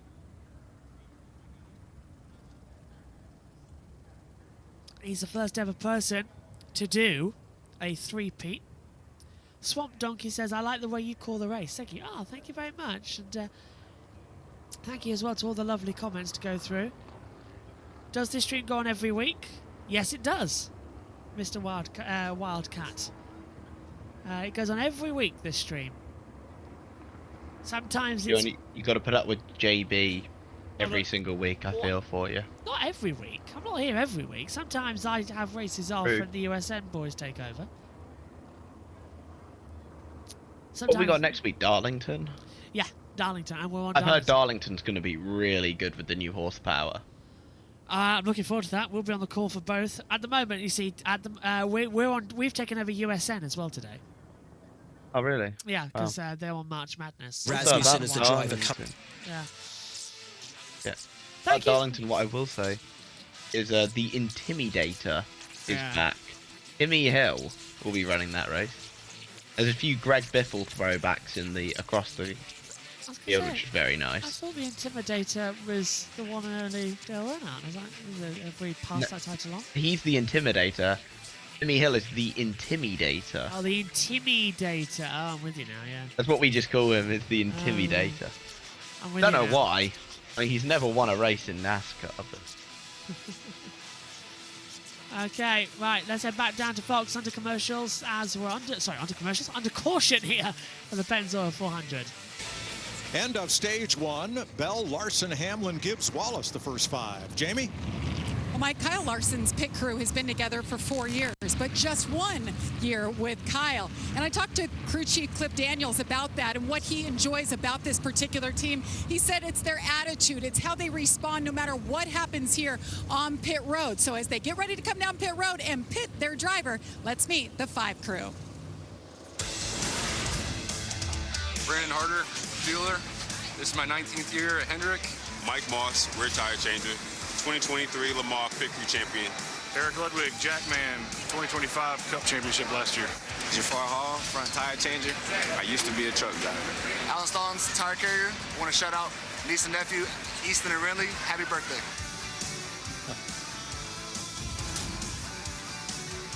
2024 champions, or 2025 champions, rather, of the Cup Series. Always fun to hear all the stories from where the pit crew guys came from, whether it's athlete, truck driver. You just never know. So that one a lot of great stories down there. I agree. All right, this will be the second trip to pit road today for a set of Goodyears and a fill-up with Sunoco race fuel with zero carbon bioethanol. Now, this is one when we talked about William Byron. Keep an eye on him on this. Didn't get a choice on his pits because of inspection. Regan. Well, it's been a very smooth start to the day for Bubba Wallace. Tight the first run of the race. Still to the tight side on that 23 car right now. Said he felt like his right front is gone. Needs more front turn, but doesn't want the rear to slide. Chase Elliott, the opposite problem is as he's moved up 7 spots, he's trying to protect against the right rear. Doesn't want to wear it out. Jamie? Kyle Larson, 3-time winner here. Not concerned about right rear grip until the very end of that run. Car is good. Meanwhile, the 20 of Christopher Bell wanted an adjustment, freed up just a bit, taking quite a bit of time on that left rear. We'll check the tires here, guys, see if there's any cording like after the first stop. And there is the race off pit road. You mentioned William Byron, who came in 5th, came out 6th, without having a chance to pick his pit stall based on his qualifying. There's Bell and Larson leading them off pit road at the end of stage 1.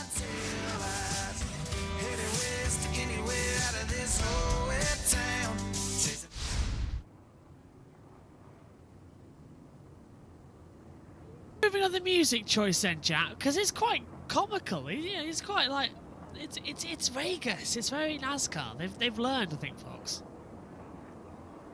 I never trust Fox. Also, I was just looking at the IndyCar race earlier. Cracker, I want some apologies to Nolan Siegel because that crash wasn't his fault. He hit the back of Grosjean.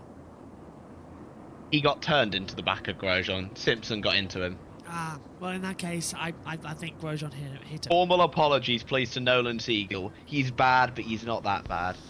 Is he a driver that McLaren should keep on? No. I agree. I think everybody could agree. Same about Simpson at Ganassi, though. Kiffin Simpson topped warm-up, actually, earlier on. Cars down pit road, and Fox are not there. Riley Herbst, Josh Berry, Todd Gilliland, Kyle Busch, Noah Gragson, Chase Briscoe, Ty Dillon, Shane Van Gisbergen, and Connor Zilic, Jonathan Nemechek, Ricky Stenhouse Jr., Cody Ware, Cole Custer, all down pit road. And they have all taken, I believe, a full set of tyres. Yeah, everyone who's stopping right now has taken full sets and new fuel. I can confirm that. So that's going to put Justin Allgaier, still Bell on top, but that's going to put Allgaier and McDowell out of sync. As Berry down, kept to the pits. I think Allgaier, did he stay out? Yes, he did. Allgaier and McDowell did stay out that time. So the timing screen's got to be rejigged. Oh! Hamlin and Gibbs have both got speeding penalties! Wow! Who does that put in the lead? I would presume it would still put Bell. But yeah, it is a speeding penalty being confirmed for Hamlin and Gibbs.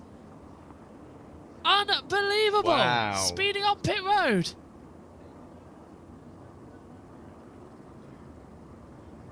Both Gibbs cars, yeah. Wow. That's the latest from They Bob started Poggrass. playing metal and country. That's a choice, said Nathan Troxel. Well, why don't we mix the two? Bill Murray exists. Go check that band out if y'all haven't already. They're great. It'll put Christopher Bell, Kyle Larson, Bubba Wallace, I would assume. Weird that they've both been hit, though. It's very unusual. Fox will fill us in when they come back from commercial. But here we go, back to them, back to Fox and the commercial. Well, welcome back to Las Vegas Motor Speedway. Josh Sims alongside Jamie McMurray, your Stage 1 winner. Christopher Bell was also the pole winner with a strong start to this race, but also some penalties of note, Jamie. The 11 and the 54, too fast entering, so they'll have to go to the back of the field. But what else stands out to you from the first stage? Well, it's going to be fun to watch Denny and Ty come from the back, but we talked a little bit about Kyle Larson, the speed he has, but those other two HMS drivers, William Byron, Chase Elliott, all in the top 8. At the end of that stage, Elliott had a great pit stop.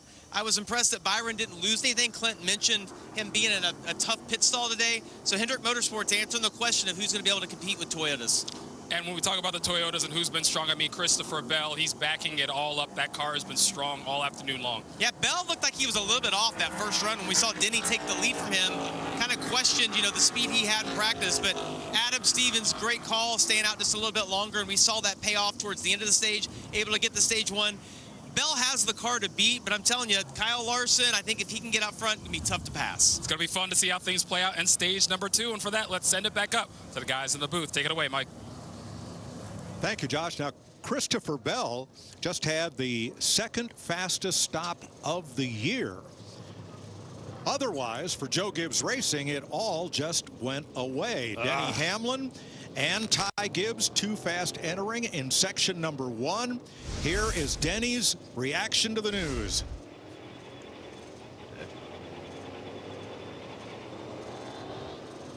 Not at all what you need on a track like this. You do not want to lose that pit. Well, the track position. He knows how important that track position is, but I think when you see him put his hand up right there, I mean, you're all nose to nose, single file right there, but you put these cars right on the edge on pit road speed, and if that first section being so short, if you miss it just trying to catch the guy in front of you, it'll get you over speed quick. Here's Ty Gibbs' radio. Yep, sorry. I didn't think I was even remotely close to speed. So good. Now we'll work on it. One segment down. We got all day, 2.5 hours to get it back, so we'll go back to work.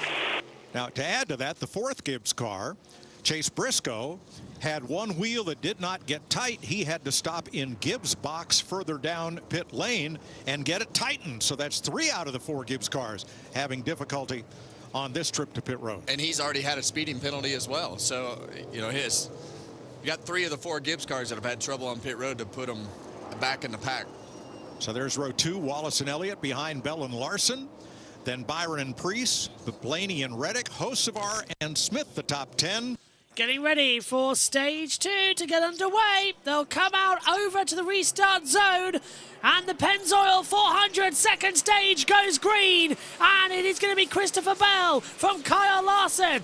Bell low, Larson high. Getting a push though is Larson from Bubba Wallace. Chase Elliott pushing Bell through turn 1. Larson and Wallace go up high. 3 lanes already. Trying to form in as they head down the backstretch towards 3 and 4. Moves further back in the midfield as Tyler Reddick trying to go down low. So's Carson Hocevar as they still hold formation. It's Bell leading just from Larson there. Jack, good restart as Larson does the undercut, comes down low, goes on the apron.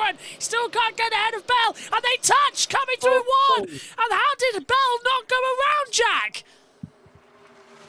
I think they maybe just avoided each other.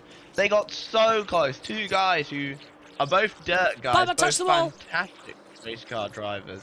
Bubba side by side with Byron and Elliott. They're in a 3-wide battle, and Bubba touched the wall, coming down low. Larson still in a battle with Bell. Bell's giving him absolutely no inching. Larson's going to go through. This is pandemonium at the restart of stage 2. We don't need a podcast about it. This is going to be nuts. Keeps on the power. Larson down into 3. He gets side by side, gets a little loose, but he's gone ahead just. Can he come up high through the tri-oval and cut Bell off? He's got tremendous drive, though, coming out of 4.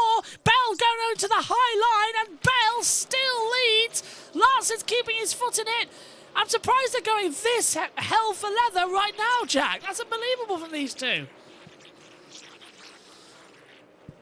Yeah, unreal, these two. Bell versus Larson battles are what I live for, man. They're just fantastic. The two top-class championship potential drivers. I mean, one of them is proven potential. They're both just going at each other, and this is also allowing a certain Chase Elliott to catch up to them. He might go around the outside. We've got the 223.11 cars. Look at Elliott going down low. Chase Elliott in the 9 car. Down low there, 3-1. Fox, stop cutting away! Yep, Fox cut away as that is getting even worse. 3 wide, and look at Bell going up high. Chase Elliott's down low. In the middle is Kyle Larson. It's Piggy in the middle. They're almost coming together. Byron's coming into it for a 4 wide. Over the line. This is unbelievable. Byron pushes Larson. He gets the wiggle loose at the back. Bell stays up high. And now Larson's projected the front. Elliott comes into second place. Bell gets around Byron, who stays down low. Reddick's coming into this. So is Bubba Wallace just further back. But now it's Byron side by side with Bell as Reddick sends it up high to try and get the loop on both of them. And he's got so much more speed coming into the tri-oval. Byron goes low and he's lost pace. Reddick storms through into 4th place as Bell goes side by side with Elliott through turn 1 and 2. Larson's still ahead and Reddick's coming to play. This is amazing, Jack. What a battle, man. Unbelievable. Lots of respect shown as well between, like, 4 superb drivers. Look at Reddick, by the way. Look at the speed the Toyota has. He's going to get past Elliott here on the in the next corner, I think. I've got a feeling we're going to see something great or a wreck, which is why we're on the Comcam at the moment. Are we going to see a little move? Elliott's gone down low through turn 2. Reddick trying to come up high. As we're keeping an eye on the data systems at the moment. Still says, by the way, that Kyle Larson, the biggest improver on this restart. He's been the fastest driver across the sector times. We'll keep an eye on that is going to be the case. Well, I've got Bell as the leader on my screen. No, okay. We'll see why that's changing. Larson, Bell, Elliott, Reddick. They're still together. Larson going high, Bell's cutting in low. No, we're really going to have a change. We'll go back to the graphics then.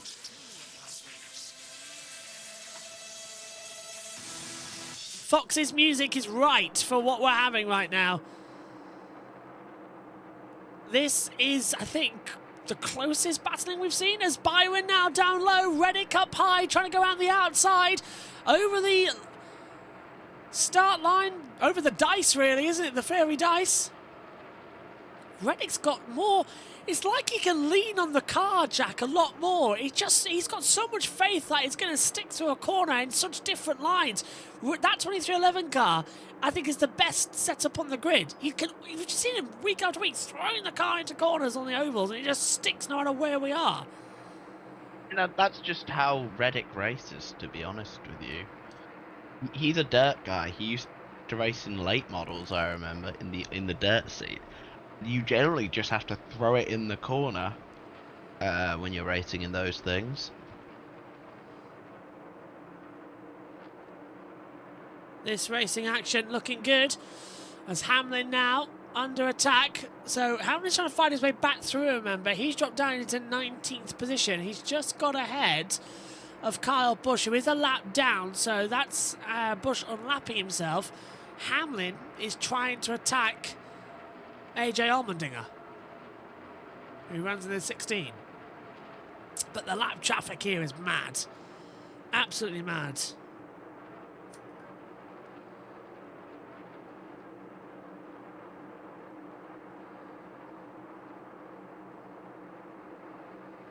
Just enjoying the sounds in the back.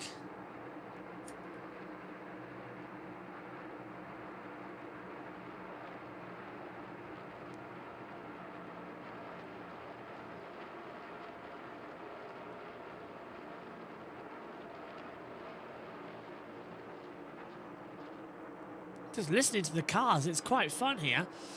Yep, 1 hour since the green flag fell. We've now run a total of 100 laps. We've got 166 to go.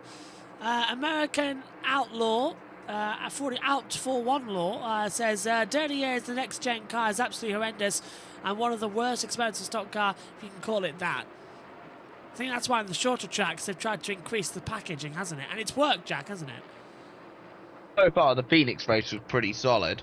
Like, it's definitely the best Phoenix race of the next gen era. It was still just more of a decent race, but we're getting there. And I will say, like, for all the flaws. Sorry, go on. Take it any day over what we had before. I take agree. it any day over 550. 100%. 110%. Always take that one more. All the flaws this thing has. You know, fair play. To call it a stock car, by the way, like, I'll be honest with you, NASCAR stock cars haven't really been stock cars since the car of tomorrow. For a while, yeah. Not really. Could you call Richard Petty's car a stock car? I would say yeah. Really? That's thing when was they were still really stock. They were still like factory cars. Yeah, but that thing was a modified. spaceship. Like, they did nothing else. Nowadays, they're just more purpose-built race cars. I mean, it's just stickers. That's the thing as well, the fun. Oh, it's just American Outlaw when you say it. The numbers are from my iRacing team switch for the... Oh, okay, thank you very much. So, American Outlaw. Cool name, by the way. Action bringing in right now as Ryan Blaney in 8th position. Chases down Austin Cindric in P7, who just ahead is Bubba Wallace and Tyler Reddick. Reddick's backed off of Byron now. The gap is... Well, it's the delta time, so it's not overall. That's between each other. I've got to work it out for myself. That's quite hard. It's 0.3 of a second. It's 3 seconds. Byron Radio, Jamie Little. The start of this race, but happy so far. They unloaded in the ballpark yesterday. Rudy Hugel, as crew chief, told me they just wanted to be a little bit better mid-run, and they're certainly working on that. William Byron just came on the radio and just said once he exits the corner, the car's just leaning too much on those tires, trying to save him. So much tire talk, per usual, Mike. Thanks, Jamie. There's Byron, and right behind him, 3 laps down now, Justin Allgaier, who is in the 48 this week as Alex Bowman continues to recover from vertigo issues that he first experienced at COTA, where he had to get out of the car. Jeff Andrews says that Bowman's recovery continues, but he still has some lingering issues with vertigo, and we certainly hope that he's back in the car soon. Andrews earlier had said that the team does not feel that those symptoms are concussion related, and we look forward to Alex Bowman's return as soon as he's able. Thanks very much, Mike Joy. I'm glad that you tuned in every week for your league race, American Outlaw. And Sharky did the same, tuning in since New Hampshire last year. And yeah, I took pit road penalties, but Hendrick is now running first, third, and fourth. JGR says, hold my beer. Yeah, I think the Chevy, I mean, it's the first real test of their new, of course, the new car this year. Safe to say, I think they'll be fine. Fine, or something else begin with F? Sound like something else then.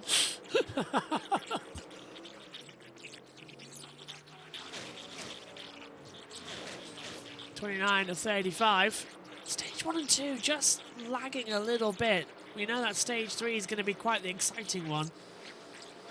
Take it from lap 166 to lap 267, so it'll be 101 in total. When is next pit stop for tyres? They've run 24 laps so far on this set.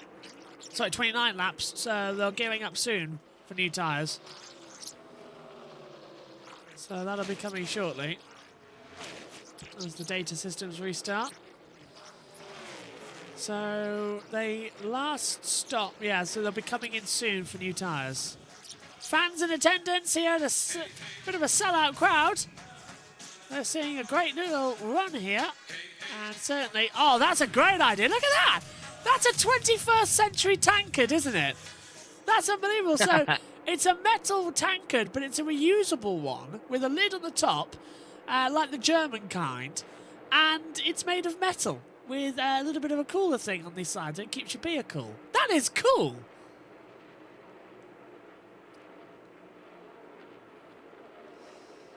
Fox has been removed for a month. Has it? What? Well, it's not for then. When are thingy meant to take over? Hang on a minute. I'm taking over. I think Charlotte on. Yeah, it should be Charlotte 600. Hang on. I have the information here. Fox's last race is the All-Star race at Dover on May the 17th. From Charlotte, I forgot that's going to happen. Prime takeover. So Fox's races this year, while we have a little bit of time, are the Clash, the Duels, Daytona, Atlanta, COTA, Phoenix, Vegas, Darlington, Martinsville. Sorry about Darlington, Martinsville. That's also going to be an FS1 to come into it. Then we're off for the when the O'Reilly and trucks are at Rockingham, or should I pronounce it as it's American, Rockingham. Then we're at Bristol for FS1 again. Then Fox coverage resumes at Kansas and Talladega. FS1 for Texas and Watkins Glen and the All-Star Dover. Prime have Charlotte, Nashville, Michigan, Pocono, San Diego. Then TNT take over for Sonoma, Chicagoland, Echo Park, North Wilkesboro and Indianapolis. Then it's an off week again due to the Olympics before we go to Iowa on USA, followed then by Richmond, New Hampshire, all on USA. Daytona is on NBC. And then the rest on USA for the chase with Darlington, Worldwide Technology Raceway, Bristol, Kansas, Vegas, Charlotte, Phoenix, NBC for Talladega and Martinsville, and Homestead, Miami. But yeah, it's very much that's how it starts so far this year.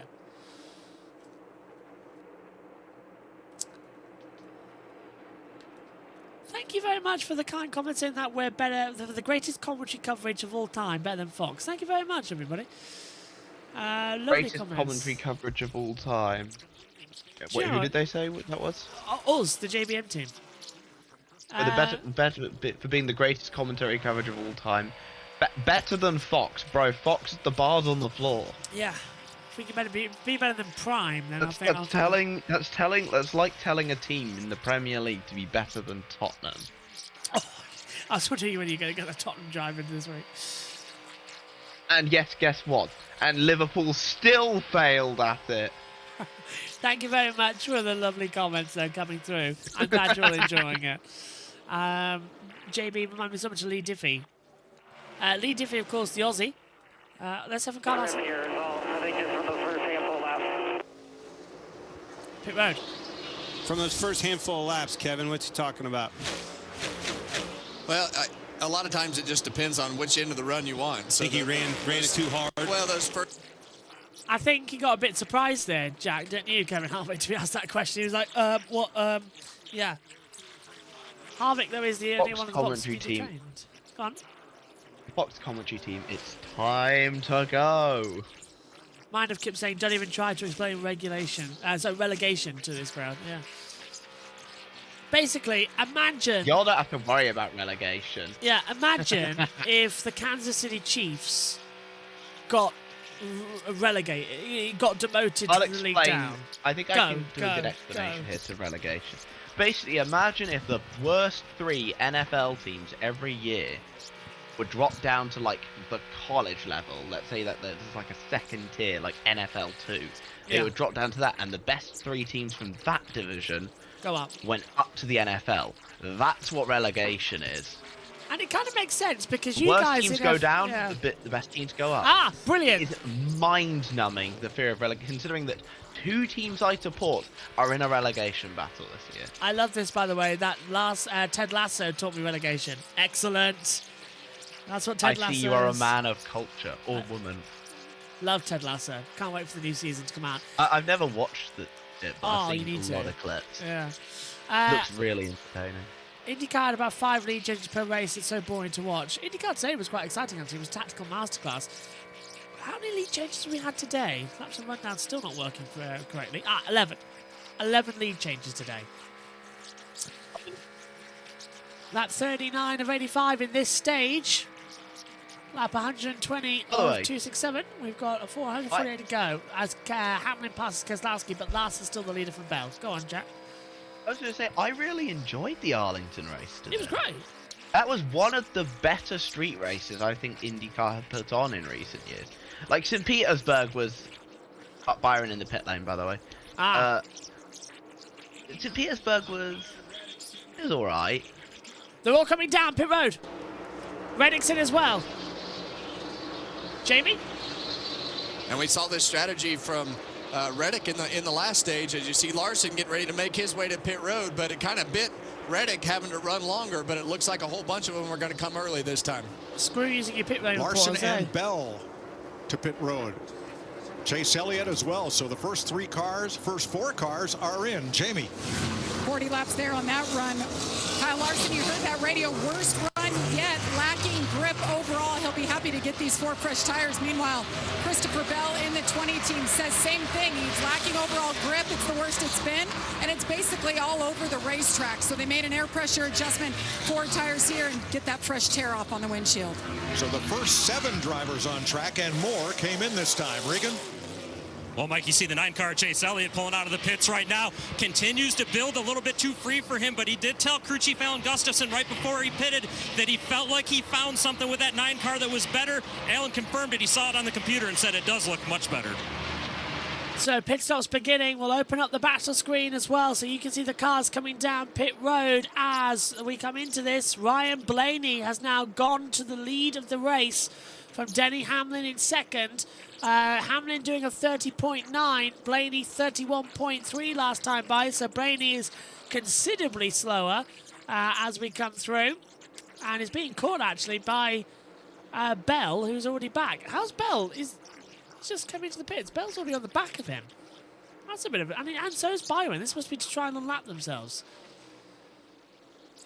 It's a weird strategy as Bell goes low, gets past Blaney. Byron does the same. So Ryan Blaney should box soon and doesn't. He doesn't come down low this time by. He'll continue by. Bell dropped down to 9th on that run.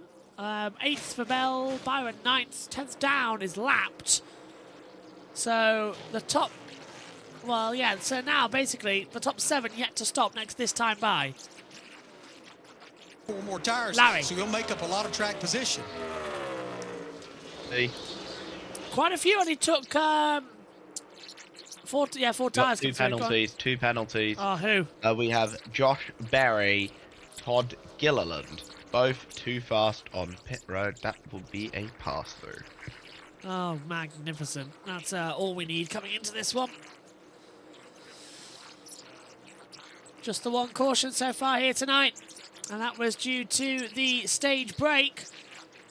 It's been smooth running here at Las Vegas Motor Speedway, and Blaney now running 31.2, Hamlin 31.4, and they're coming down this time. Pit road. Today, Gilliland in section 7. Well, that's an interesting. You say that Barry was the last car on the lead lap, and I was watching the battle for that last car, and the 1 lap down with him and Briscoe. Barry just handed it to him. Regan. Well, you see the 12-car Ryan Blaney, last week's winner, pitting right now. They've been all over the place today. It's been loose at times. It's been tight at times, so much so to where Ryan said at one point, I don't really know what to tell you. This most recent run, though, the rear grip, the biggest issue on the 12. That will draw Suarez to pit road as well. Jamie? Denny Hamlin had to drive through the field after that pit road speeding penalty. He just said, not bad here. We're actually a little bit tight, but that's because he was in traffic that run. 4 tires, air pressure for Denny. So the only car on the lead lap who has not stopped is the new race leader, Brad Keselowski. Yeah. And he's boxing now. No, Osvar's boxed. That's Brad. Got about 1 more lap journey before these tires come here again. Yeah, so they are going to box soon. That's his soon. radio, your leader, top of the screen. Yeah, so they're going to box soon. Keselowski's going to come in. He can't keep on forever. Sure, is he doing another lap? He is. 31.557 last time by. He's losing time so fast. They risk blowouts as well, Jack, which is not what they want to do at all. Yeah, no, they definitely don't want to risk that. Maybe they're just staying out, hoping for a caution so they can pit and lose minimal position. Matthew Owens is listening in. He's just texting to me. Admittedly, I didn't see this at the end of the stage. 9th career stage win for Bell, 2nd of the season. Thank you very much, Oracle. Speaking of pit stops, by the way, Brad Keselowski's in. Yeah, okay. Keselowski now boxing. Kyle Larson will return to the front. He's pitted This is out. NASCAR. Yeah. We don't box, we pit. Our apologies. It's hard not to say box. He's too used to F1, honestly. I've just come off the Chinese Grand Prix earlier on today. Exactly. It's all coming Shout out through. Andrea Kimi Antonelli. Great, First great Italian race. Yeah. winner of a Grand Prix in 20 years, I'm pretty sure. Giancarlo Fisichella, 19th of March 2006 at Malaysia, Kuala Lumpur. Quite a Massive day. what if, that guy. Oh, yeah. Such a Fisichella, what yeah. if. If he'd stayed with Ferrari for 2010, he could have been something instead of Massa. He stayed with them as like a test driver. Yeah, but he should have been in the seat, in my opinion. They gave it. I think. Yeah. I was willing to give Massa more time. In my opinion, his best opportunity was when he was with Renault and he fumbled it. You say he fumbled, he won 2 races. Yeah, but even Flavio fell out, which resulted in him getting sacked and Villeneuve coming in. How many drivers do you know that haven't fallen out with Flavio? Quite a lot. Quite a lot. Yeah, it's a lot. Are you guys excited Flavio for Briatore. Kimi never saw an Italian win, so he just did it himself. Precisely. Last time. Wait. Also, just to keep Oh my on god, that's true, isn't it? Yeah. Just to keep on a Formula 1 thing for that. The last time the Italian and German national anthem played together was the 2019 Singapore Grand Prix for Sebastian Vettel. Yep, that's the last time that rang out. First time it's run out in Shanghai, China, since Michael Schumacher won the race in 2006, 20 years ago. And not only that, it's only the second driver to take their maiden win in China, I'm pretty sure. The Yeah, other Nico was Rosberg. also in a Mercedes. Yeah, Nico Rosberg in 2012. Barrichello. I can tell you actually, in case we get that wrong, and someone will come in and saying, "Oh no, but you forgot this, and this driver." I've got my stats still on my iPad, so I can tell you the results. I miss Barrichello. Winners: Piastri, Verstappen, Hamilton, Ricciardo, Hamilton, Rosberg, Hamilton, Alonso, I did Rosberg, research before this. Hamilton, Button, Vettel, Raikkonen, Schumacher, Alonso, Barrichello. Yeah, so only Rosberg and Piastri. Maiden winners at Shanghai. But speaking of NASCAR, are you excited for NASCAR 2026, the game? Are you? I think it's going to be quite fun. I don't play many video games at the moment, I'll be honest. I'm considering getting it though. I'm considering getting it as well, just do In some like lap a year, attacks, when yeah. it's a bit cheaper. I'm going to do some lap attack guides on it as well. And What I'm going to do is I'm just going to get it in a year, when it's like in all the second-hand game shops. I'm hopeful it might come on PlayStation Plus or something. That's what I do. Is I just get it on Yeah. I just get it from like a second-hand store a year after it comes out. Done. I'll tell you one thing. I am very much looking forward to having a day off because I am really invested in 100% in the original Lego Star Wars game. So I'm playing that. Oh my god, I need to get those. I'm playing it now, and it's actually fantastic. You're The back. best Lego game. Best. The best. So simple. Yeah.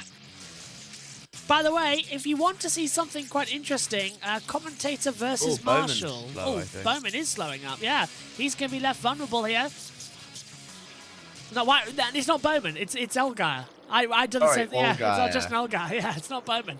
You see the 48 going slow, you naturally think of Bowman. Sorry, Eric. Sorry, Alex. Oh dear. Yeah, he is going slow. It still says Bowman on the car though. That's the thing. It's just an Elgar. Yeah, because it was set up for Bowman this weekend. Yeah.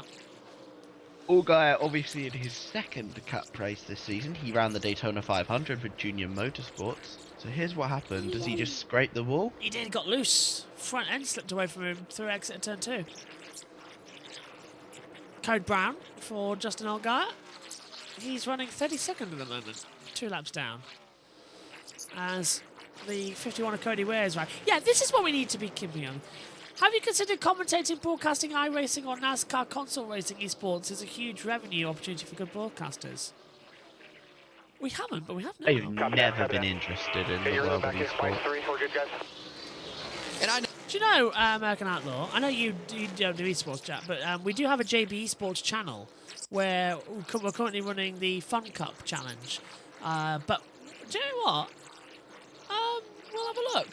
I might something interesting. Yeah, I might do The a only NASCAR league. esports I watch is Rocket League. Only esports I watch.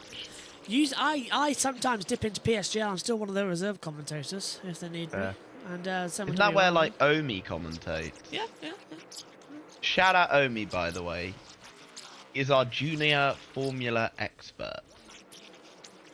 He's going to be leading some of the F3 and F2 coverage this year because I'm taking quite a lot of those races off this year to give my voice a break. Not only that, does he not also cover the Porsche Super Cup? He does, and F1 Academy. Also, speaking of F2, can we talk about the fact that Colton Herta's second ever F2 round is going to be in Monaco? Do you know there's a rumour going around that he's going to come back to IndyCar for a couple of races? I don't buy it. I don't buy it. He wants to do the 500. He's definitely going to be in IMSA. I Yeah. can tell you that. I think he'll do some IMSA races. Oh yeah, 100%, I don't think. yeah. I don't think he's doing anything IndyCar related. Oh, Who'd be? Mr. Wildcat says I heard another rumour that Natalie Decker could race the 48 Not at true. Darlington. I know the source. Not true. That is, Natalie Decker's shouldn't even be on a racetrack. Like, the crash. And, at, and by the way, I Daytona. just want to make it clear. Like, can we just please give the actual female talents a ride? People like Taylor Reimer, Isabella Robusto. Yeah. What's the other girls? Jade Avedissian. They're the people you need to be watching, not Natalie Decker in her. I know she's doing a couple of more races for Joey Gase this year, where she's inevitably going to have another Arca Breaks moment like she did at Daytona. But at the end of the day, I'm really excited to see what some of these other girls can do, to be honest. Especially Jade. Like, she has really impressed me so far in her time in super late models. As Ty Gibbs is battling with Ware. Oh no, he's lapping him. I was going to say there's no way that he's behind Cody Ware on track. Nah, he's too far back, isn't he, at the moment? I've told JT. There's no F2 in the month of May. He could. That is true. He could do the Indy 500. There's no F2 in April either. They've got 2 months off now, so that's why he's coming back. I could see him running the Indy 500. You know, I mean, he hasn't won it, has he? No, he wants to. He got close, but Who doesn't want to win the Indy 500? Herta has gone through a couple of stages, hasn't he, at Indy, where the car just sort of he does something on a I Friday. mean, he nearly and it failed goes to wrong. qualify one year. Well, he keeps crashing in critical practice sessions, and it just costs him, and then he keeps crashing in the race as well. It's a bit I like agree how with Kyle Busch can't do Daytona. Honor Zilic is considering running the Indy 500 next year, says Sharky. I have heard that. He says it's something he absolutely wants to do. But Kyle Larson will not be doing the double this year. NASCAR have already said no. Well, Kyle Larson said no. Yeah, but that was Well- all. That was after NASCAR said no. You know, Kyle Larson quite literally just said, I'm embarrassed to even get back in an IndyCar after how the last time it went. Don't blame. Do not blame. Isabella Robusto's awesome, says Wildcat. I fully agree. Like, she's a really, really solid driver. And I'm hoping she does well in ARCA this year. The problem is you got the Pinnacle and the Joe Gibbs cars to compete against. It's going to be difficult. I think I could see her getting maybe... I don't know if she'll get a win this year. But I hope she does. She's got some tough competition, though, with her teammates. People like Annunziata. Bowman's a great driver. Gavin Bushell's an excellent driver. She's got some tough competition. Just trying to get the link. Got it here. If you want to see myself and Nina, Commentator versus Marshall Challenge is out. When me and Nina were in Edinburgh at the start of the year, we went to the National History Museum of Scotland, and we're quite surprised to see a section on Formula One as well. So it's a new challenge, Commentator versus Marshall. I've just popped the link in the YouTube chat now. On JBM stream. If you want to go over and take a look and subscribe to Nina's YouTube channel, please do so. There's more stuff coming up. I haven't watched across it, all but I hope series. you lose. I did. Well, I'm not going to say anything, but I either did or I didn't.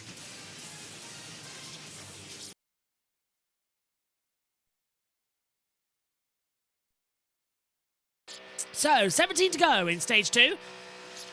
Yeah, please do pop over and subscribe to Nina's YouTube channel. She's got an awful lot of content coming up as well across all forms of motorsport. Am I subbed? I am not. I will do that now.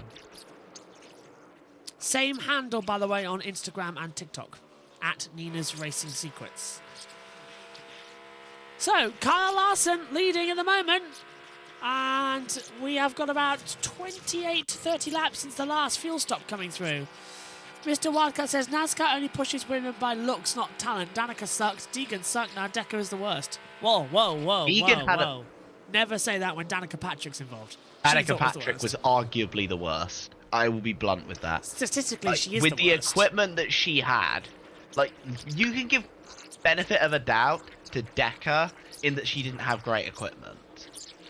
In that she was bad. She's terrible, but like, at the end of the day, she has not got the best equipment. All I'm going to say is that episode of South Park was right. Go on. Egan, I will give her some credit that she had a solid background to go off of in the lower series. Once she got to NASCAR, she just nosedived. And then with Danica, I think she's worse because realistically, with the equipment that she had, she should have at least been competing for top 10. Oh, agreed. Her teammates were winning titles. She was struggling to get into the top 20. Excuse me? Like, yeah. Coughing, that was me. So go on. Also, Danica has gone from Sky Sports to Crab Brave Place. I think Danica has... she said she left of her own accord, didn't she? Wrong. I don't buy that. Wrong. Buy it.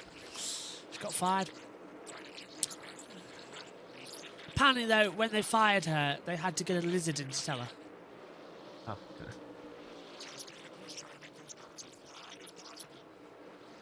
Just to quickly come through, I saw a comment coming through. We might have no crashes so far. We might have a caution-free race. We've had a stage break caution, but they don't count, do they? Fewest ever cautions here was twice. It's happened 3 times. Most recently in the March race of 2019. But last race we had 5 cautions. So far, it's a smooth day here at Las Vegas. 13 to go in stage 2. The Pennzoil 400. Kyle Larson leading the way at the moment.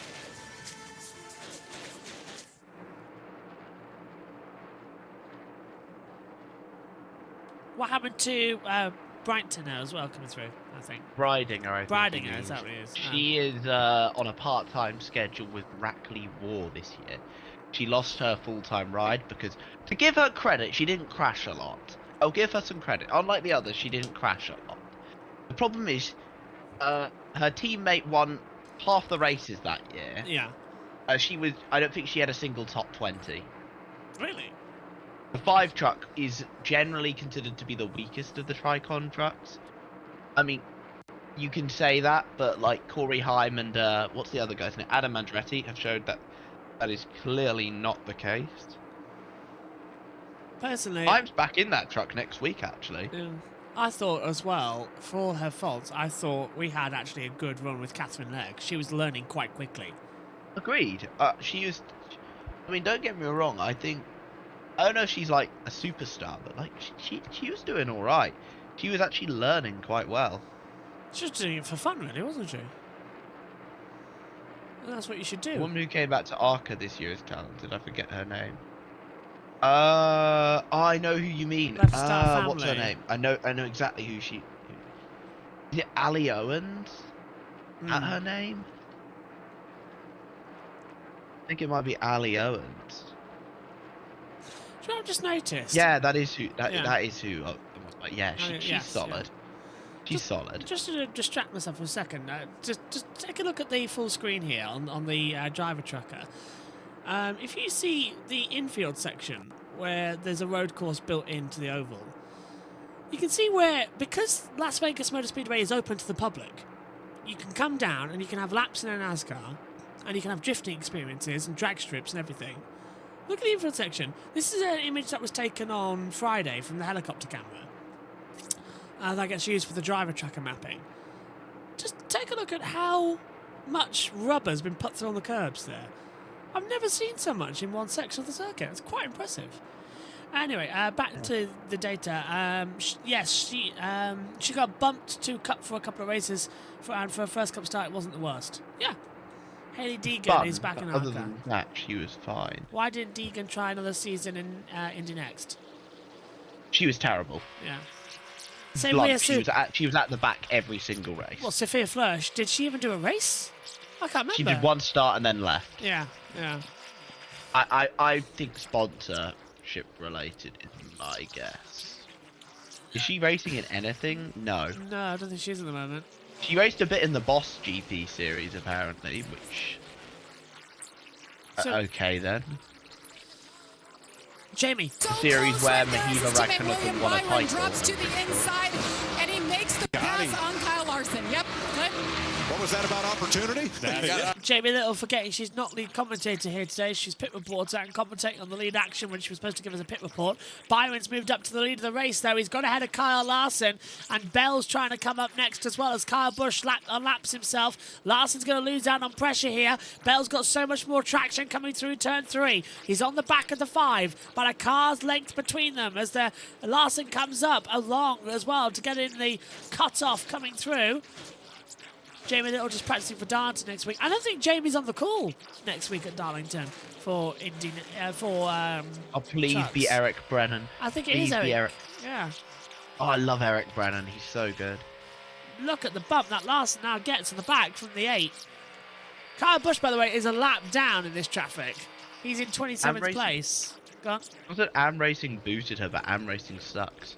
Am Racing made the playoffs last year. I don't think they're like the best team in the world. I understand they're not. Oh, that was Busch touching the wall, ladies too. and gentlemen. But Busch fans will continue suffering, I guess. Pit stop in. I know a couple of Busch fans. Hocevar pits. So he's going in for the stage break to try and maximise. So he's trying to flip the stage. He's trying to do a road course thing to get better run for stage 3. Interesting. Don't see that often on an oval. Busch has got to get out of the way here for Bell. This is being a bit idiotic from Kyle. He's not racing for the free pass. He's 2 laps down. So he's just being a male appendage at the moment.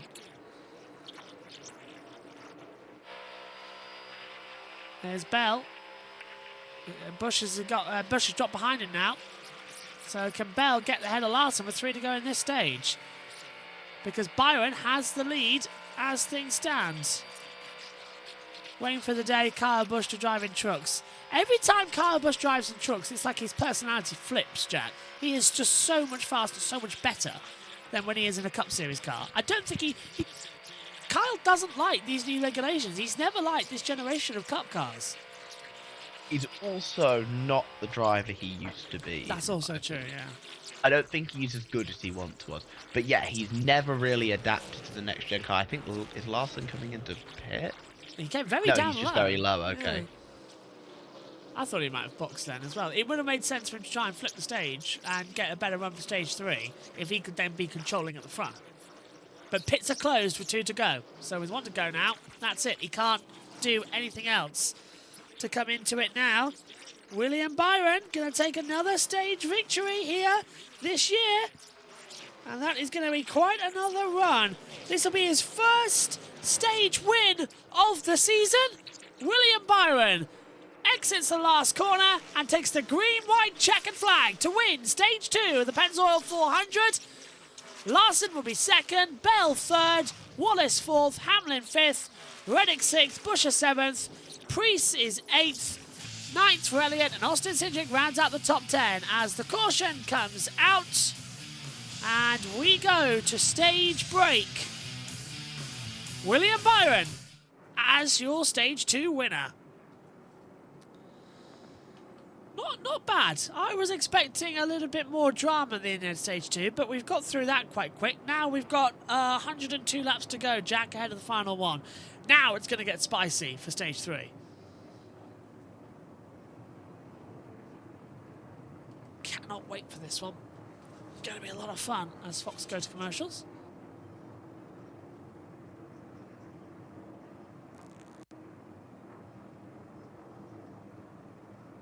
It's also an opportunity to take my headset off. because the ear cups are destroyed. So during the breaks, take the headset off and pop on the lip mic as well. Got to get new ear cups for this. Somebody remind me to do it for the next couple of weeks. As we fly through.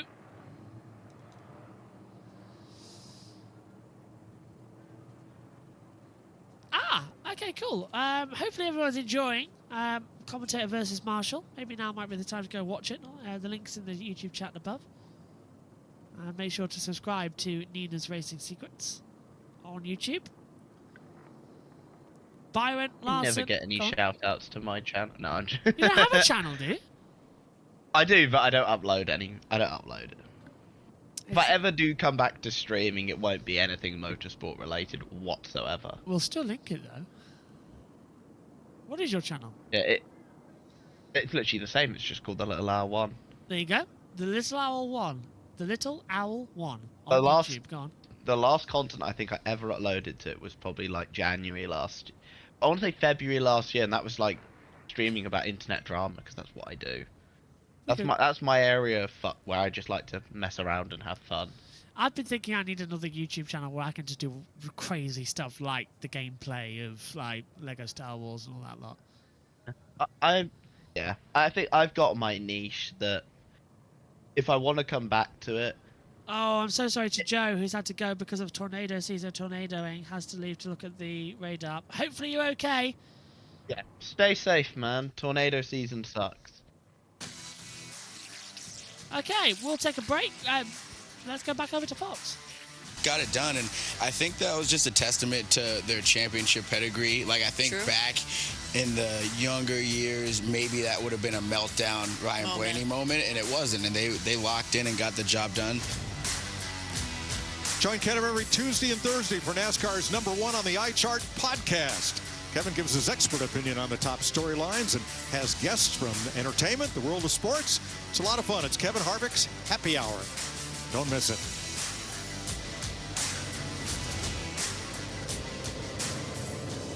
Stage 2 is complete. Look at Christopher Bell's pit stops, 2 of the fastest 3 stops this season. Look at that, Clint. 898. Wow. Holy smokes.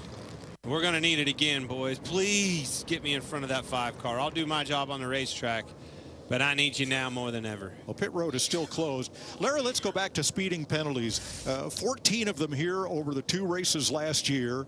6 speeding penalties today. And I want to get a little deeper on this Joe Gibbs Racing situation. When 3 of your 4 drivers have penalties in the same section, is that on the driver or is that on the data? Well, I truly believe it's on the driver, and I'd love to hear Kevin and Clint expand on it because they've experienced on pit road. But you have 14 segments on pit road. Segment 2 through segment like 13, they range anywhere from like 125 feet to 142 feet. But that first section coming in is only 89 feet, and the last one leaving is only 58 feet. So there's a big disparity between coming in, leaving, and everything in between, Clint. I like the disparity and everything you talk about, but Kevin, get him. That's a crew chief first driver right here. Well, this is they're all going to be set really close, but this is a difficult pit road when it has a little bit of curve in it on both ends. So you have to run faster in the curves than you do on the straightaway. So what happens right at the end of that timing line where you think the curve ends, that's where you have to go back down on a speed. And as short as that zone is and as close as the speeds are set, it's just really easy to run it just a hair too far, and then you're over. Well, here's old Clint's opinion. I think when you have 3 or 4 drivers in the same organization with the same problem in the same section, the intel's been a little bit off. That's what I would lean on. I would agree with that a little bit, but we've had a lot of other teams in that section as well today. Oh, it's problematic. Yeah. But something's up with the Gibbs camp in particular. Somebody's misfigured something. Ty Gibbs said on the radio, he said, look, I'm sure I was below my number, but oh well. Hold my gun, it's the driver. All right. Let's pause this discussion and go to Regan for pit stops.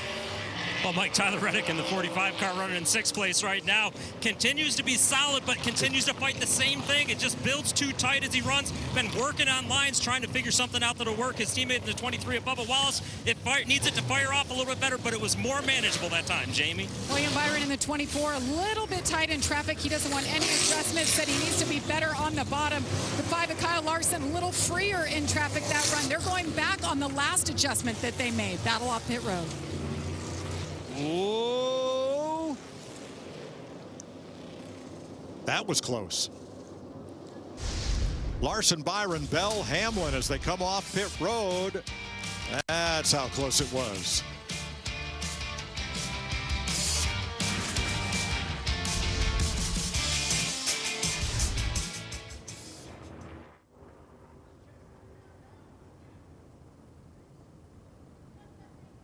I hope if I'm you'll mute the mic. So, getting ready. Byron, Larson, who's coming in as well soon. Bell, Hamlin, Priest, the top 5. Jack, oh, he's definitely at the moment. Gearing up then for the start of something very entertaining. I remember when a Hurricane Marina came in 2017. Oh, God, it was annoying. I hope everybody was safe. It was 61 this morning. It's now 38 and we're under blizzard and high wind warnings. I hope you're okay, Bob. I hope you're okay as well, everybody watching on. Stay safe over there in America, wherever you are in the world. Especially stay safe wherever you are in the world right now. As we get ready. Ah, look at this. Big pit stops coming in right now. Chastain, Allmendinger, Briscoe, Hocevar, McDowell, Nemechek, Zilich, Riley Herbst, Busch, Gregson, Dillon, Van Gisbergen, Berry, Custer, Stenhouse, Ware, Gilliland, all down pit road. And are the mechanics going to do a couple of stops? Who's going to win off pit road? No tyres loose so far. My eyes is kept on Kyle Busch. Busch gets out and wins off pit road. But he's 2 laps down, remember. So a couple of other alterations going to have to be done. No, we don't get any tornadoes in the UK. We had a hurricane once, and we still go on about it today. 1987. We still go on about it. Or was it 1981? No, it was 87. 81? 87? 87, wasn't it? It brought down a tree. Not just one tree, just that's the sort of the image that everybody focused on, was just one singular tree. I don't know either. It was quite weird. It is quite weird, isn't it? That 197. So everybody on that, everybody who just came into the pit lane, by the way, took 4 tyres. So no one's risking doing a 2 tyre. Everyone also taking fuel. Apart from Justin Allgaier, who only took tyres. Last fuel stop for him was 7. Oh, Allgaier stayed out on the track, hasn't he? Yes, he has. His last pit stop was lap 71. Back to Fox. Welcome back to Las Vegas Motor Speedway. Josh Sims, Jamie McMurray on pit road, and you're looking at stage 2 winner as William Byron in that car came to life. Great performance by him. So, Jamie, takeaways from what we saw in terms of those Hendrick cars, as well as a nice recovery from Denny Hamlin. Oh, it has, and I think you've got the winner of the race in the top 4 right now. The one that I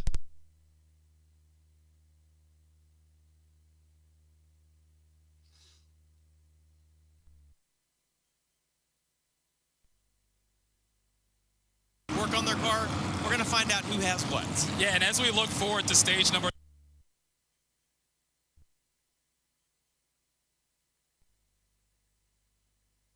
we've seen the leader get stalled out and the run that the guy in 3rd or 4th can get. I mean, the mile-and-a-half racing with this car over the last 3 or 4 years has just been epic. And Vegas, fun track. Clint and Kevin have talked about it. You're 3 or 4 wide. There's so many different grooves to run on this track. A lot of fun to watch. All right, well, we're going to send it back to the boys in the booth, and I'm going to put Jamie to work down here on pit road, see if he can change a tire or something. Yeah, none of that. Take it away, Mike. All right, Josh. All right, Toyota started 4 cars at the front of the field. They led a lot. Christopher Bell and Denny Hamlin led. The Chevys came on. Larson and Byron have had turns at the front. Who do you like? Well, I picked Bell right at the beginning of the day, and I have to ride this horse. I think Bell's going to get it done.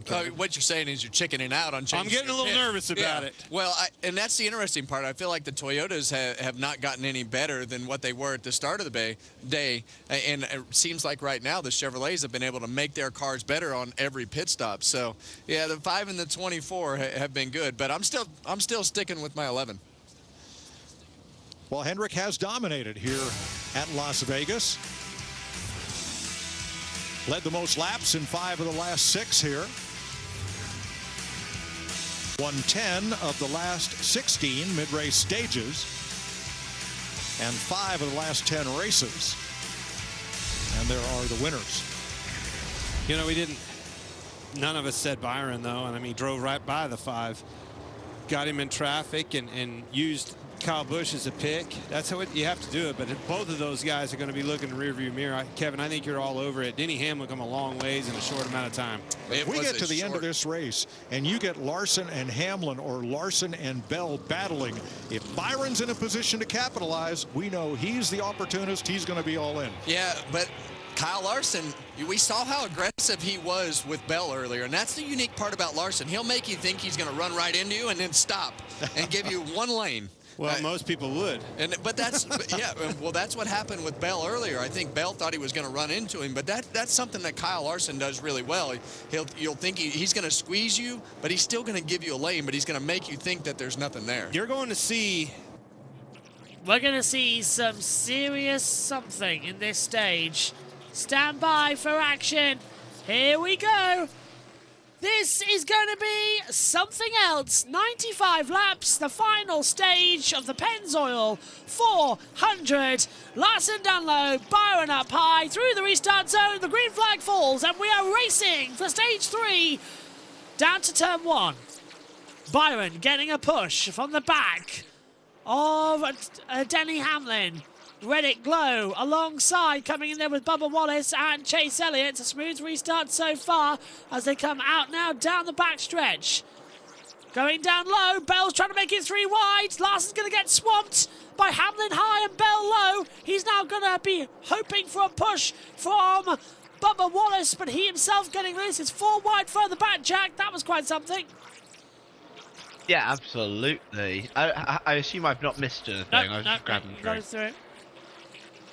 I got back just in time for the restart. Yeah, we've got Byron in the lead, Hamlin in second, as Bell is now alongside Hamlin.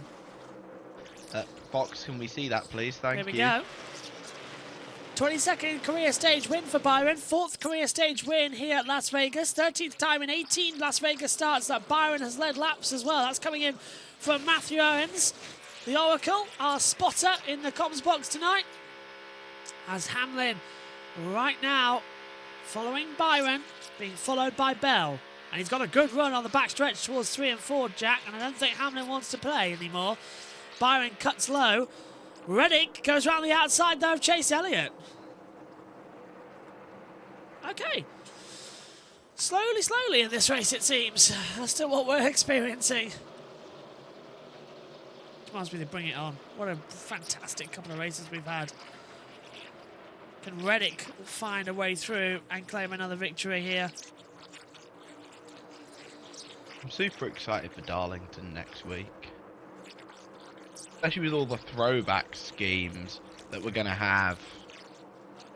There's not going to be as many as years gone by, but there are definitely going to be a few. I know Dean Thompson is doing a Greg Biffle throwback. I know that the Ram trucks are all doing their own throwbacks. Which is weird, we don't usually need Hamlin is right on the back of Byron here, actually. Hamlin on the back of 2, getting in a slipstream on the back stretch. Byron, front right, looks like it's jumbling up and down a little bit. Looks very unstable with suspension as he comes through. Can Hamlin find a way to get the traction through the triangle towards 1 and 2?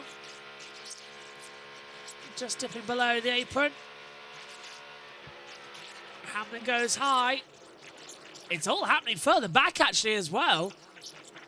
3 wide coming into it. That's all starting from the 47 and 16s positions. So that's going to be AJ Allmendinger, but it must be John Hunt Nemechek in there too. No, it is. No, it is. No, it is the 47. My eyes are not deceiving me. So that is a lapped traffic coming through for Ricky Stenhouse Jr., who's 2 laps down. So it's just madness how they've got all lap traffic in between each other and no one can actually do anything. It's all getting messed up. Hamlin's on the back of Byron, trying to find more momentum as he swings up high. Swing high, swing low as the 19 laps the 8. I thought we were going to hear Larry Mack for a minute. We do not have Larry Mack. Bush battling now with Keselowski. That's the kind of thing you'd be saying in 2019. Yeah. Bush battling with Keselowski. Sadly, Bush is 2 laps down, and Keselowski is... Who is Brad? 6, I think like 14th. Yeah. 5.2 behind. We're on board with him briefly. RFK are doing Greg Biffle throwbacks. They are. All 3 cars will run throwbacks to the late Greg Biffle. Understandable and acceptable. I totally thought And that was Dean gonna happen. Thompson as well for Sam Hunt Racing in the O'Reilly Auto Parts series. Oh, really? He is doing a full throwback, like literally identical. Oh, I can't wait to see that. I can put it in a... I have it. Ooh. Yeah, do Hold it. on. Byron, Where should I put it? DM me if you want, or put it in the chat. Get you on what? Discord. I've got it open on my iPad. Hold on. I'll send you this. It looks absolutely stunning.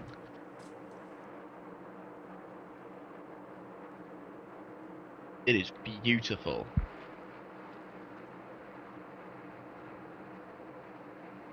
Got it. Oh, wow. That is beautiful. That's a faithful recreation. That is stunning. Dean Genuinely one of the best Thompson's, throwbacks I've ever seen. Well done, Dean Thompson. I mean, that car's probably going to run like 20th, but like... Don't care. It's the Look, effort it'll that look counts. good Sorry, doing Dean. it. It will look good doing it. Hamlin is second. He's trying to get ahead of Byron, but Byron's doing well on defensive strategies. Every which way Hamlin tries to go, Byron's just blocking it. That is impressive stuff. Down we go. Towards 3. Again, he's almost... Hamlin's having to go below the apron, and he's through this time by... Byron made a mistake. Hamlin's been able to cut underneath him. Exit of 4. He needs to sweep up to make it clear, and he's done so. Denny Hamlin takes the lead at Las Vegas. Byron doesn't want to come back at him this time. Understandable. But that's now put Hamlin in the front. Oh, it's all go here. Bubba Wallace battling with Chris Buescher over 7th and 8th. Buescher going high, trying to get past him. It's one of those days we just go, yep, we'll go from there, we'll take it. 80 to go after this. Still not over the fact that Jonathan Davis did the command for a NASCAR race. What is this timeline? It's a weird year. For those that haven't listened to Korn, by the way, massively recommend. Very unique band. 81 to go here. Let's check Very it. influential too. Let's check it quickly if Fox. I need to grab a new drink. NASCAR has veered away from this being their traditional throwback race. There'll be a lot of NASCAR alumni there, but I hear there's going to be a lot of historic paint schemes, throwback schemes. The RFK team is going to throw back to Greg Biffle numbers on all 3 of their cars, and I've seen some great throwback wraps. Can't wait for Darlington. Well, we're throwing it back to October here. Denny Hamlin in the lead, so he was the winner here when they came here the last time, and now he's right back to where he was and has passed the whole field. Yeah, in stage 2, he came from 31st to 5th. He will be our big move today, sponsored by Pods. Here is the move that you saw during the break for the lead in our double box coverage.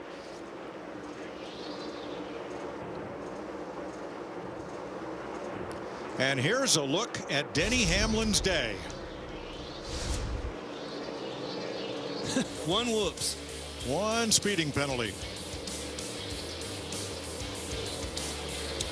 Now, after that pass where Hamlin didn't leave a whole lot of room to the number 24, we have William Byron's radio. Now, buddy. Back in your rhythm. Build the gap to the 20. Keep racing off. Well, folks, I couldn't understand much of that either, but I got the sentiment. Yeah, well, I felt like the 11 drove in there trying to be right on the bumper to make sure that he didn't come down the racetrack and did everything he could to make that pass happen quickly right there. So William didn't like it, but that's the way it goes. Jamie? Denny Hamlin has now led the most laps of the day. And I talked to his crew chief, Chris Gale, this morning, and I asked him about setups compared to the fall. And he said, actually, the track temperature today is about exactly the same as it was in the fall. Denny Hamlin, of course, was your winner from the pole. But he said he didn't think that they had a race-winning car at the end of the race. But he said Denny put on his cape, and he willed that car to victory. He said the key with this veteran driver, give him a car that he's confident in, and he will overcome. And that's exactly what Denny Hamlin has been, confident in this race car since they unloaded yesterday. Larry Mack. Yeah, Jamie, I've been looking at the data comparing the 11 car Denny Hamlin to William Byron in the 24. Not a big difference in the throttle when they roll out, when they pick it back up. Neither one's using any brake. But the big difference, guys, Hamlin's not having to put near as much steering into that 11 car as the 24, which tells me that car's turning better than William Byron's. And that's key here. Thanks, Larry Mack. Not too bad a race day so far. There's all action brewing. So we're green on lap 174, meaning 92 laps to settle this event. If it stays green, that's 46 laps per tyre run. Looking for cars to fit around that 218 to 220 in mind of Kip. He's acting like our race spotter today, actually, as well, coming into it. I agree with that sentiment. We're going to have to pit soon. 74 to go. We know that the fuel can't make it to the end from the start of the stage. We know also that tyres can't do much. We've got another 2 stops to come, I think, Jack. Yeah, for sure. I think we'll get some interesting pit strategy later in the races. We got Reddick battling with Chris Buescher, who's got some speed at the moment. Buescher's not very quick today, actually. He's running up in, where is he? 7th position at the moment, starting in 10th. So he's had the momentum throughout the week. Very, very impressive stuff. Action currently on. Anthony Alfredo, who is running... Where is that? Where is Anthony? He's on my entry list for some reason, but he's not on because he was replaced by Justin Allgaier. I was going to say about Anthony. 2 starts he's had previously at this event. But would anyone like to know Justin Allgaier's stats around here? More impressive than Anthony Alfredo's. End of conversation. Hey. We're not disrespecting Anthony Alfredo on here. No, but it's more impressive. Most people's stats are more impressive than him, but he's Anthony Alfredo. He's Hendrick's simulator driver, by the way. Alfredo. That is his main job. Yeah. Okay, I'll take that. Just trying to have a quick look to see if there's anything on socials that we've missed. I think there is. Weekends out, keep grinding, keep digging, and we need to go home and know where to work and how to improve. Yeah, and you can't make any mistakes. They still don't have cars that are fast enough to go up there and win the race, but you never know, right? Like we've seen the Gibbs cars make mistakes on pit. Well, we've seen a lot of cars make mistakes on pit road with the speeding penalties and all the things that go with it.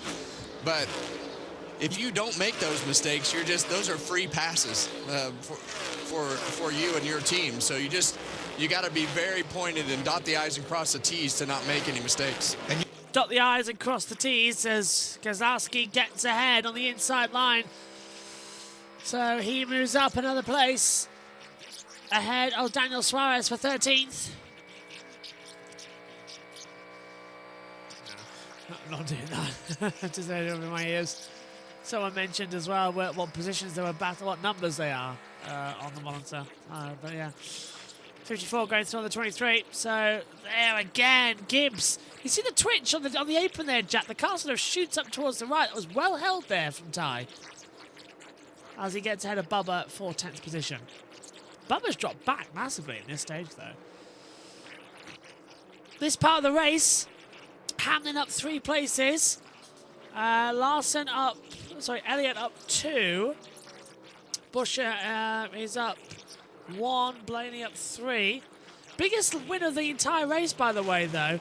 Brad Keselowski up 15 places. Correction now, as Austin Cindric gets ahead. He's up 16 places from where he started. SVG's the biggest loser. He's down 19 places as Allgaier gets ahead of him. So I was bad gonna say, day I for thought you were SVG. randomly calling SVG a loser, and I was No. we're not having SVG disrespect here. Biggest winner and biggest loser across the events. Lap 200, 67 laps to go. I call American Wild Hogs, as I call Alfredo, fast pasta, I think you say it in American accent. Yeah, that's what I think a lot of people just have given him that nickname. I don't know what. I mean, Alfredo, maybe it's like... That's generally what his nickname's been for a while. I'm going to ask Oracle a question because I know he's listening. When was the last time we had every single car that started finish a NASCAR race? Yeah, it's just got that feeling it's going to be a weird day. Apparently the nickname Fast Pasta came from Alfredo's time racing at Hickory, when that's what the announcer called him. And it's just kind of stuck. Back then he was racing for Junior Motorsports in a late model. Is that why we call Lance Stroll what we do? Well, Lance Stroll is Daddy's Cash, but...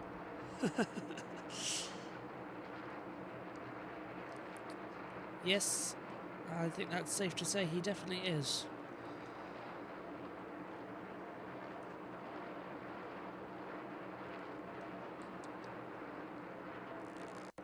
Just looking at the strategy so far. It's a good run. I'm actually enjoying this season of NASCAR racing, aren't you, Jack? It's been the best it has been in a I enjoy very every long while. season. Yeah, but this has been the best it's been in ages. It's like you've actually... Hey, the chase being back, that's my thing. The chase being back. I did enjoy the fact that when we got told that the chase was back, I was like, okay. I was slightly worried about what it would do to ratings, but no. Ratings good. Reddick has cooled off. Yeah, so he's going to come into it now. Yeah, he's just sticking around. At the end of the day, though, you've got drivers. They're not racing like going all out for the win now. You've got drivers who are genuinely racing for points. And I think we're okay with that. They're racing for points. A win and you're in. A win is not necessarily as valuable as it was. It's still valuable. I mean, I'd go for a win. Like, it goes down on your stats. But you don't want to win in your in situation coming through it again. What would you be most happy with, can I ask? Sorry? What would you like most of all in a NASCAR race? Rule-wise or just in general? Oh, I'll go in general. What would you like to see most? Great. Amazing road course finish. Those are always my favourites. So My favourite NASCAR finish ever is Ambrose Keselowski. So It's just two guys going at each other with quite literally about as respectful as you like between those two. And I just love road course racing. When was the last time? That would be, I presume, a few years ago when we had the amazing side-by-side finish at... where were we? Name's got my head. Watkins Glen. What the Yeah. Buescher the Van Gisbergen one. Yes, that's the one. Lee Diffie's call on that. Oh my goodness. Was that it's like his third week in the job or something? Yeah. Like one of the best calls I have ever heard. And It was also Bush's first ever win on a road course in any series. I'd love to know, by the way, what everyone thinks of Lee Diffie as a NASCAR commentator. I think he's knocking the ball out of the park again. I think there's only one commentator that I think I like more than him. Thank you. That's Adam Alexander. Oh, okay. I like Adam Alexander a lot. I think he benefits off of the fact that he's got the best two co-commentators. Yeah. The CW's coverage. He's got Jamie McMurray and Parker Kligerman, who are both absolutely phenomenal at their job. I am wounded. 58 to go. Someone said the drivers like him. Most fans like him, says the Mind of Kit. In my opinion, Jamie McMurray is awesome. Oh, Blaney's gone deep. Blaney's in it. He had to reverse these pit bots.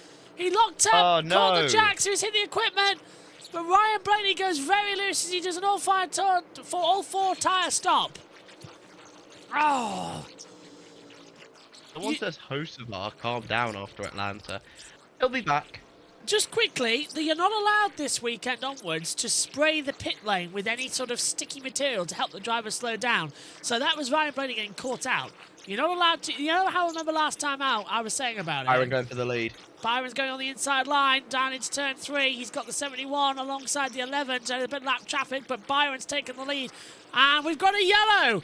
We've got a full course caution, and that's why there's a car round. Why. It's the 88 of Connor Zilic. Looped it round in the tri-oval, and he's got damage on the front bumper there, so he's hit something, or somebody, with the front bumper. He'll continue on and get going, so I don't think that'll affect, but caution's out. Go on. I love how the fact we said, oh, there's a yellow, and then I'm like, oh, that's why, and you see Connor Zilic turned around. Just I wonder what sideways. happened there. He's hit something, because the front bumper's damaged. It's sort of bent inwards, so he's hit something or someone. Either way, caution comes out. The 19-year-old, though, has damaged that Chevy panel. It's not so bad that he can't race, though. But that's coming. Yeah, he'll be fine. Has that come at the right time for tyres and fuel? For fuel, I think definitely.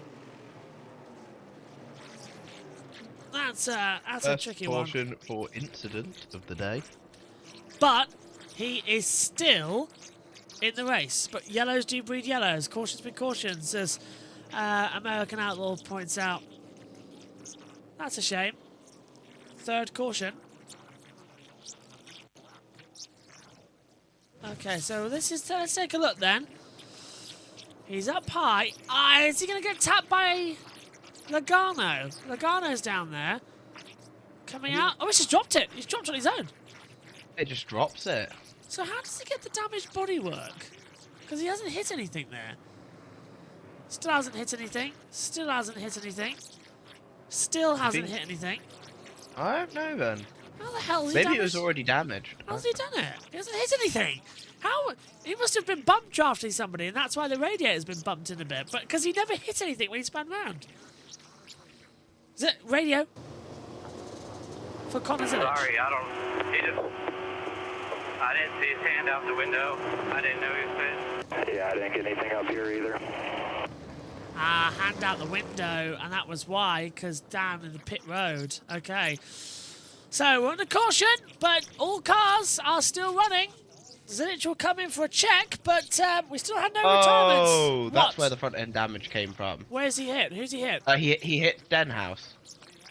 Oh, so he did hit Stenhouse. Stenhouse just slowed down to come into pit road, and as a result, he went straight into Stenhouse because he didn't know Stenhouse was pitting. Stenhouse seems to have got away with it, though. So pit stop time coming up, and that's going to be critical. Let's head down to Fox. He has a car that's capable of finishing up towards that top 5. And that's what they need. Their points pile is small. Yes. It does not have a lot in the kitty right now, and I think that they need to get a good finish out of this because they've got no stage points today. So it's put them a little bit further behind than what they had even started, but they have a way better car than the points that they have scored today and can at least minimize that damage with a solid finish. All right, pit road will be open this time. Larry, will this get us into a window where we can run to the finish from here? Yeah, absolutely, Mike. Remember, 60 to 64 laps, and we're going to go back racing with probably just around 50 or a little less to go. So this could be the final stop. no mistakes, guys. We can't have a mistake on pit road. We've seen so many of these things get shaken up today. Speeding, loose wheel, roll a tire away. Can't have it happen right here if you're going to win this race. Remember the 20 car, number 1 pit stall, being on the pole with a fast pit crew as well. Here they come, Regan. Mike and Tyler Reddick in the 45 car continues to have a good day, but they've just bounced around a little bit about getting it right where it needs to be. This most recent run noticeably tighter. He's asking for him to free it up, give him a little bit more turn for this next run. In the 9 car, Chase Elliott has been fighting the right rear a little bit, but this last run said that he likes it the most that he has. He felt like it ended that run in a really good spot. Jamie? William Byron in the red, white, and blue car, number 24, said, I want to turn better for the first 30 laps, but the last 20 laps, I need to be able to put the gas down easier. Denny Hamlin, meanwhile, he wants to be a little bit better on the long run. Just got too tight there. He said, we're good on the short run, and that is where William Byron is vulnerable. Number 1 box. Thank you, boys. Clinton's happy. His pick is back to the lead. Christopher Bell wins the race off pit road from Denny Hamlin and William Byron.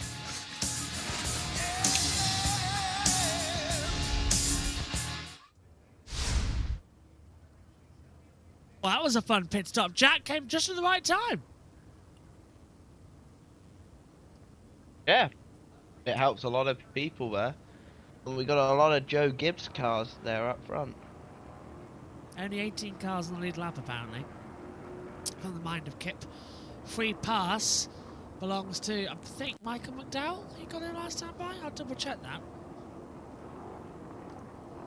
Suarez in 7th. He's improved. Free pass is Austin Cindric, I'm being told.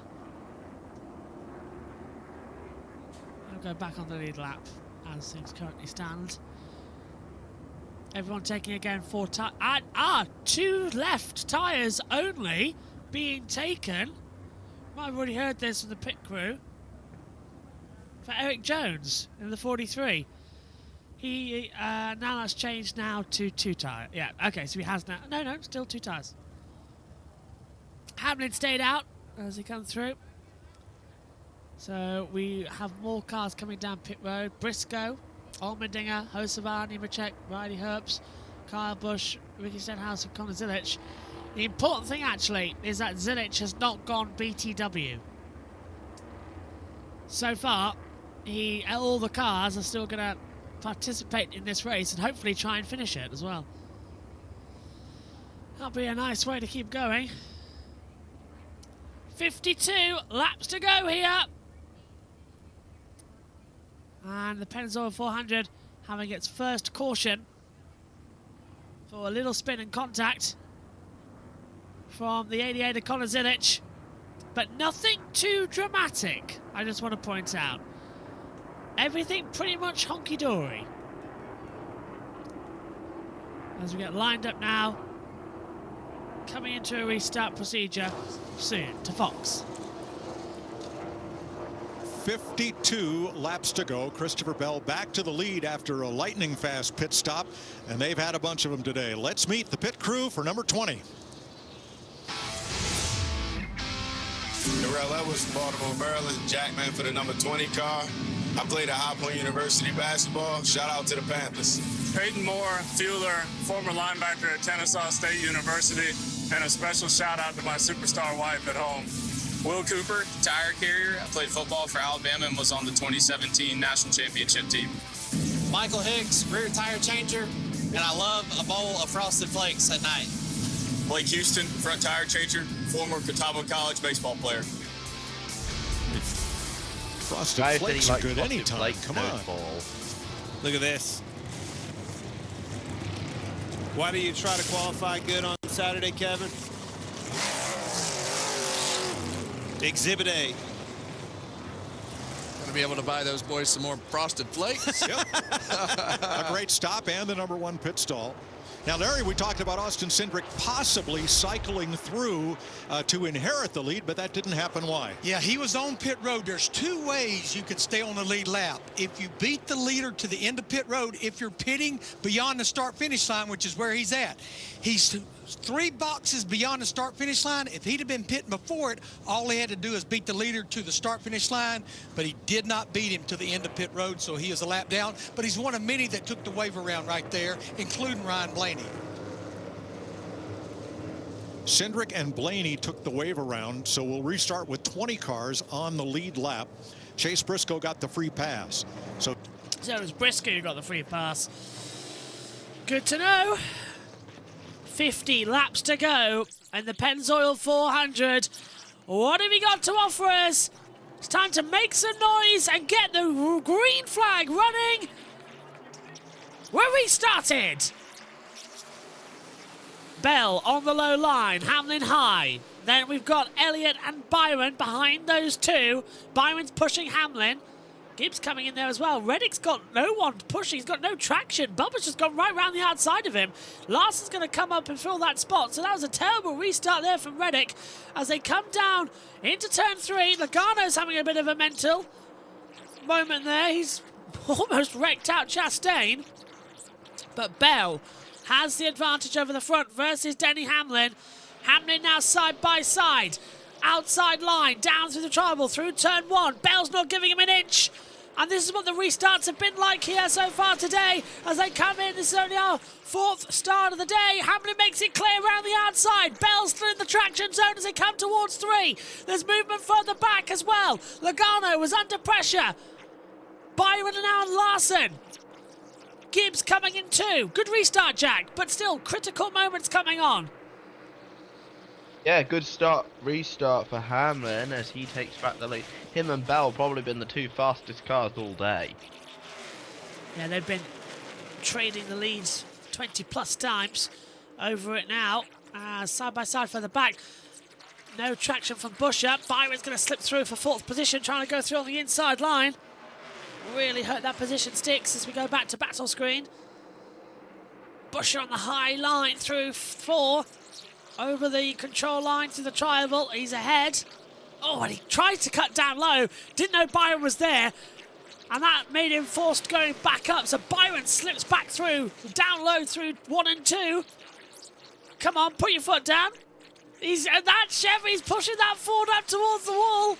There's absolutely nothing else that can be done. That was unbelievable, Jack. Busher almost went into the wall twice. Byron's not playing games. And 3 times they touch now in 1 lap. 3 times in 1 lap, Jack. This is getting ridiculous. 5 times! Byron cannot let him go. It's like there's a magnet. Yeah, Busher, I think, has decided to let Byron go, and maybe the place just isn't worth fighting. Yeah. He chooses to live. I think it's the right call. I want to live. I want to live. Reddick going up high. He's let through, though, as we ride with Bubba Wallace. Wallace is down low. Byron does go 4th, as you mentioned. That's now confirmed from the timing screens. Mind if Kip's saying, now this leaves 49 laps of green flag running on those tyres. There's a long run to the side race, and drivers need to pace themselves like the yellow flag, unless the yellow flag flies. That's the betting. That's the call. What are we going to see? 45 to go here at the moment in this stage. Softly, softly is the approach. Great move around the outside there, coming in from Brad Keselowski to try and take Ryan Preece. And he's towing up now as well, coming in with Bubba Wallace. Wallace just shuts the door down low. This has been an entertaining race, Jack, despite the lack of caution. It's been a strategy-driven race, exactly the same as the IndyCar one earlier on. And it's been close wheel-to-wheel action. Yeah, very, very happy with how this race is going so far, to be honest with you. We got some good racing throughout the field. We've had comers and goers. But it's been Hamlin and Bell for the most part up front. Byron and Larson have also looked fairly quick. Briscoe's trying to make a move for 10th place on Keselowski. Maybe finally get some points on the board for Briscoe. Yeah, Briscoe desperately needed it. Didn't pick any up in the stage points at the moment, according to my timing monitor. As they fly through. Oh, they're riding right against the wall. Quite energetic stuff, these cars. They're not really holding up the tyres as much as I thought they would do. Briscoe goes down low. Keselowski got sent up high through 1 and 2. Briscoe should be able to get the low, a little bit of a toe from Bubba on the back stretch. Didn't do it. Kozlowski's got the toe actually from Bubba. Felt like I was looking at 2 different laps there, Jack, because we go into the corner, the 19 side by side with the 6. We exit the corner, and the next time we look at them, they're side by side of the straight, and Kozlowski was just towing a go on Bubba. That's insane pace from Kozlowski to just get ahead and then attack. He's attacking Bubba now to turn 1. I thought it. Oh, Briscoe's making the move. Where does that come from? It just slipped back through on the inside. Okay. That's an interesting little battle that nobody, I think, can tell us anything that's going on down there. As Gibbs makes the move There goes on Larson. Gibbs, who's having a good run so far. Hasn't crashed, so yeah. Yeah, it's nice to see for Ty Gibbs doing well, isn't it, Jack? I mean, he is the most under pressure NASCAR driver in the sport, and you know, he's a very sensitive chap, and he needs a lot of nurturing, doesn't he, as well? I can't do that with a straight face, I'm sorry. I will say that my favourite Ty Gibbs moment of his career was when he tried to imitate the "everything's great" thing. Yeah. Last year after he got wrecked by Hamlin, which was very funny. "Everything's great," I think, is the best interview in NASCAR history. The thing is, it was after he'd had the fight with Joey. Yeah. At Vegas. And he is outside Joey's hauler where they were talking about it, and Joey's just watching it on TV, and he is just dying. And he's like, well, that's how that conversation went then. The best interview ever. Hands down. Everything's great. Looking forward to getting back in my race car and being at Phoenix. Everything is awesome. How long have we got left in this one then? 38 That's to go. true. From American Outlaw, we forget that Ty lost his dad. That is a very true. He lost his dad the day after he won the title. That is 100% true. That's yeah. genuinely heartbreaking. He was going to run the Cup race. But in terms of, you know, the case of the court case that's going on right now, to say that he was a babysitter because of everything, no. I mean, come on. Of all of them, Ty Gibbs has not been, you know, he's not had to work for his seat in NASCAR, yeah. He's not had to work, is he? Yeah. Okay, so apparently the interview took place outside the NASCAR hauler, not Joey's. I know it was outside someone's hauler, that's all I knew. And that basically Joey and Kyle were having a conversation, obviously, because they'd had a fight. And you can see how the conversation went. I just think the interviews... He was basically told by his Joe Gibbs guy not to veer away from that, and he decided explicitly to repeat the exact same sentence every single time. Kyle Busch at Joe Gibbs was an incredibly easy man to hate, and that's why I loved him.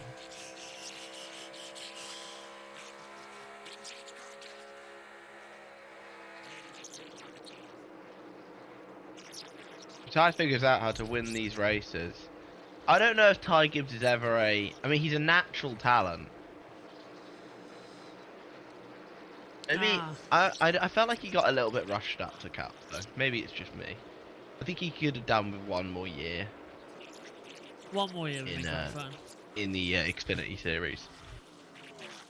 As Chase Elliott makes the move on Bell. Up into second place. So Bell's going to try and attack Hamlin for that. Sorry, Elliott's going to try and attack Hamlin once again. 2 Toyotas at the front of the field. Makes sense. Yeah, okay. Just hearing in my ear as well that we're going to have some interviews coming up soon. Don't know who they're going to interview. No one's out of the race. I know, pit reporters have had a day off today. I think there must be... You're going to interview Jonathan Davis? Yeah. I'd listen to that. They must have grabbed somebody and gone, who are you? Tell me something now. Shove a microphone in the face. Big block there by Joey Logano on Ross Chastain. Logano is pushing like absolutely crazy, isn't he? Now? They should interview me. I'm sure I could provide some good entertainment. Forgetting the fact that you're on a commentary broadcast. Literally providing entertainment to 1.7 I mean, hey, the views have been up since I've been here. Yeah. They have, yeah. Can't deny you on that one as well coming through. Chris Gapehart would disagree with JB's 99% sure it's complete coincidence, but... The Chris Gabehart situation that we keep reporting on the Grid Network is quite frankly hilarious, some of the things that are coming through from his testimonies. It's quite damning, isn't it? It's just... It just looks like two scorned exes, I'm going to be completely honest with you. Just like... Have no fury like a... to the sport, isn't it? Have no fury like an ex's scorn. Chris Gabehart would disagree with JB's optimistic analysis of young Tigers. I like Ty. I'll be fair. I really like Ty. I think he's a good driver. But his performances, he's also not had luck go his way. But no. I think he's a decent driver. I don't really know. I think he could definitely win a cup race. I don't know about championship, but he'll definitely win a race. I just like to point out, I love Thai. I have it a couple of times a week. I'm anti food. You mean Thai games? No. I knew where you were going with that. Spring race of 22, the spring race of 23. So this is about pit stops coming up. Byron on Bell. Third place battle here. Byron on the inside. Bell. And Byron completes the pass. Busher looking on now. Bell's trying to go back high. Yeah, Bell's still got the position through 1 and 2. Byron swings in low. Chris Busher keeps that tight line through 1. Gives him a better slipstream down the back stretch towards 3 and 4. Bell's going to get in the reeling in now. Now, if you're wondering why this race is on Fox Sports 1, because on the main Fox channel right now, you're enjoying 4 hours of fishing. No joke. So we'll try and get as many jokes crammed in about fish and fishing. As there's John Newby saying, I love that. I love that. Yeah, go on. I love that tweet. It's John Newby tweeting. Looking at Instagram earlier today, I think Chase Briscoe might have jinxed himself with this post. It's a photo of him getting pulled over by the police, stating, "Hopefully my only time getting a speeding penalty today." Oops, no. He can't control it, can he? Oh dear, Chase. Be fair to Chase, he's looking pretty quick now. He's up into 8th place, hopefully getting some points on the board after a disastrous opening few races. Nathan agrees. Fishing. 4 hours of fishing without watching paint drying. Fishing on the mothership. Thank goodness I cut the TV cord no 7. Yeah. No joke. It's fishing. Main fishing. The Fox race had to end. The Fox IndyCar coverage had to finish early so that they could get to fishing. It's an extra hour of fishing. Who watches fishing for 4 hours? Honestly, I don't know. Hamlin. Still clear. 2 back, 3rd lane. Still 2. Green checkered here. Nice work. Good job there. They're staying the 11 and the 54 both too fast entering section 1. Are we for sure a penalty? He's checking. My official did say we were speeding. Still up there barely. Chasing you down the hill. You're clear. In line. Going to the bottom. Nice work. And now, last fall's winner here has a 1.6 second lead on Chase Elliott. That's a brilliant news for Hamlin, isn't it, at the moment, to have this advantage at the front. He's now trying to lap the 51, coming on the back straightaway. Well, it's been a smooth day. Larry. Halfway through it, 25 down, 25 to go. In the stage 1, the latter part, that's when that 11 started to fade. Now, have they made an adjustment to compensate for that? But that was his Achilles heel late in a long run. Yeah, he got tight as well. Well, now Chase Elliott, maybe he's picking up some due to the leader getting into traffic.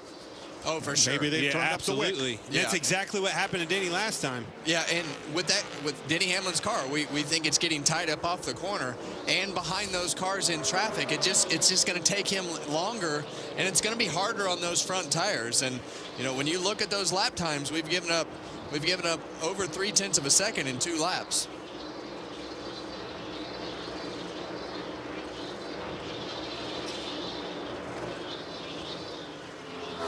Still action going on right now as lap traffic continues.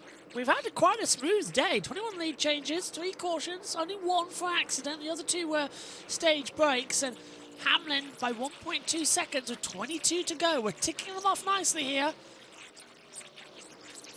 GAB wouldn't know Bill Dance, but the Southerners here do. He also did fishing as a career. Oh dear. I don't know.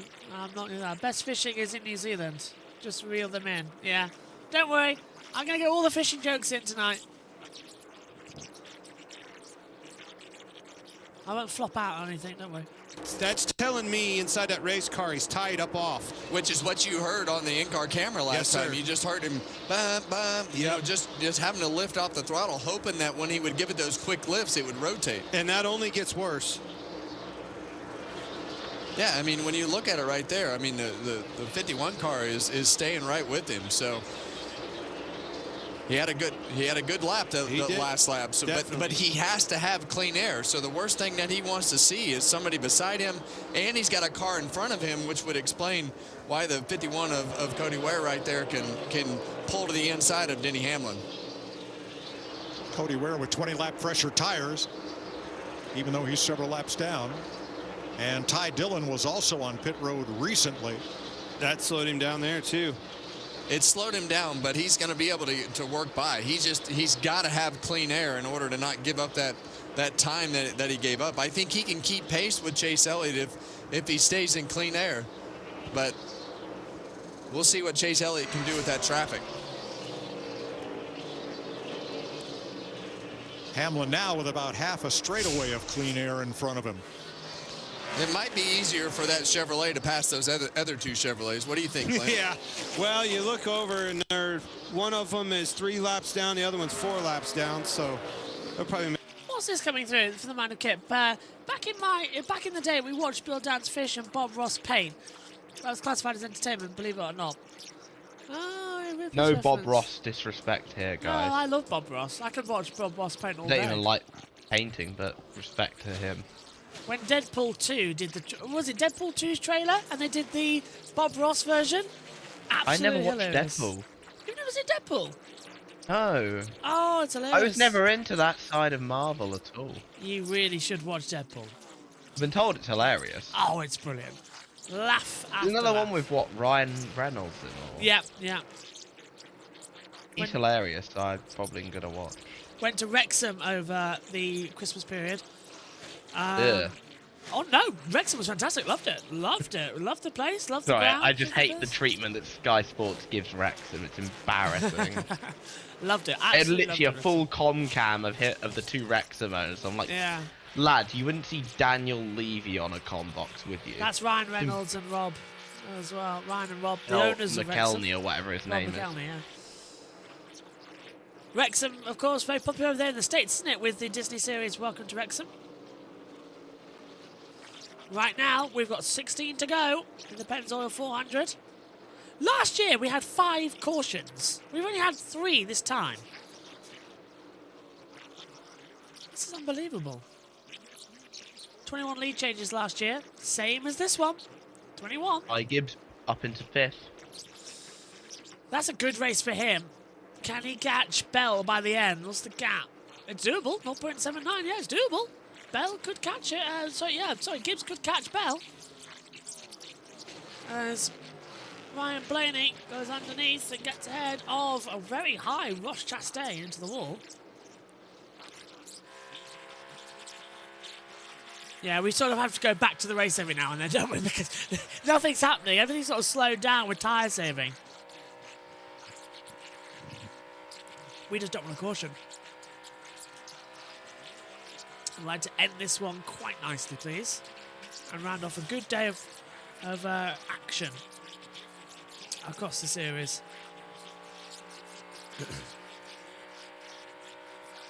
NASCAR and the NBA Finals and the big events were tape delayed back in the day. People won't even watch on YouTube tape delays these days. That's true. See, that is why JB Motorsports very rarely puts out any videos afterwards, because all our content is live streams. Live streaming, I will tell you right now, if you want to make money, it's all in live streaming nowadays. Yeah, Because all with is. live streaming, you don't have to worry about the D word. That word being demonetization. That is true. Yeah. So If you imagine working your hardest over days and weeks to make this amazing video, and you put it up, and it gets demonetized. Yeah. Whereas with here, I can speak for a decent amount of creators that I know who have had to go through that. Yeah. And now, Chase Elliott might actually get on the back of Hamlin here. His sector time is starting to improve a little bit. Gap's to 1.6, but I wonder if we could see it. But yeah, content comes from the live stream.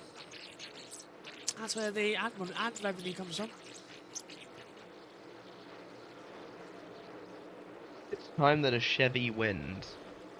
No. I would agree with you, but it's Chase Elliott that would be the Chevy. Or Byron. Byron. Hamlin here. Unless Byron gets him. But I like Denny. Especially with what he's been through in the past few months. This is what's needed. He's my picker winner actually today, Denny Hamlin. Where's my picker win's down in 8th? Look, Kyle, you've let me down, mate.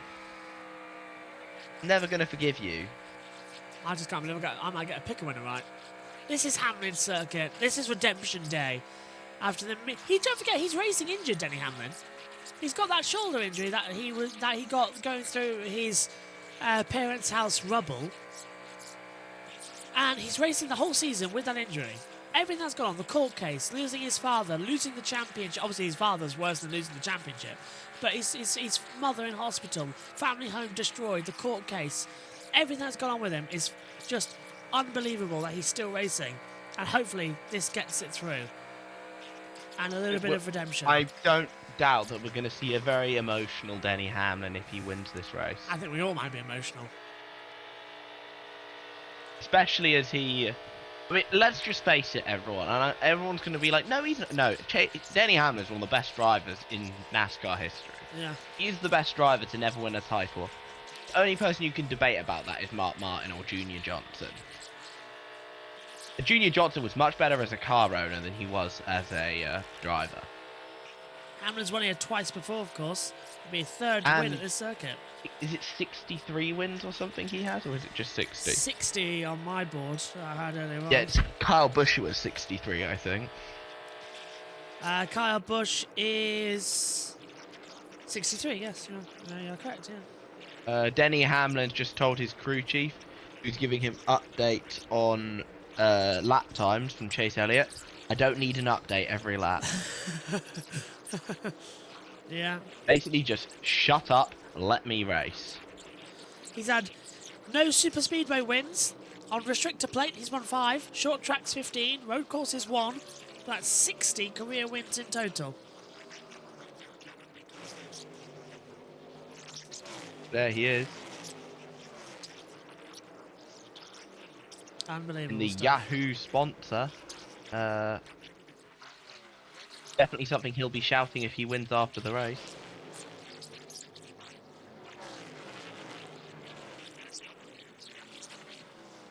American Wild Hot says, do you think people said, if Denny wins the championship this year, do you think people will say it's rigged? People say everything in NASCAR's rigged. It said Reddick winning the first 3 races of the season was rigged. Nah. No, Reddick just cooked the field 2 out of the 3 of those races. He's still championship leader, I think, Reddick. He is, by quite a margin, actually, yeah. That shows you how... And he's still been very consistent throughout the last... Phoenix, I think he got a top 10. I think today it looks like he's going to get a top 10. I will say Chase Elliott is catching up to Denny Hamlin here. 5 laps to go. Elliott 7/10 back. Can he do it? 2 drivers who, as far as I'm aware, don't like each other. So, it's going to be interesting to see how they race each other.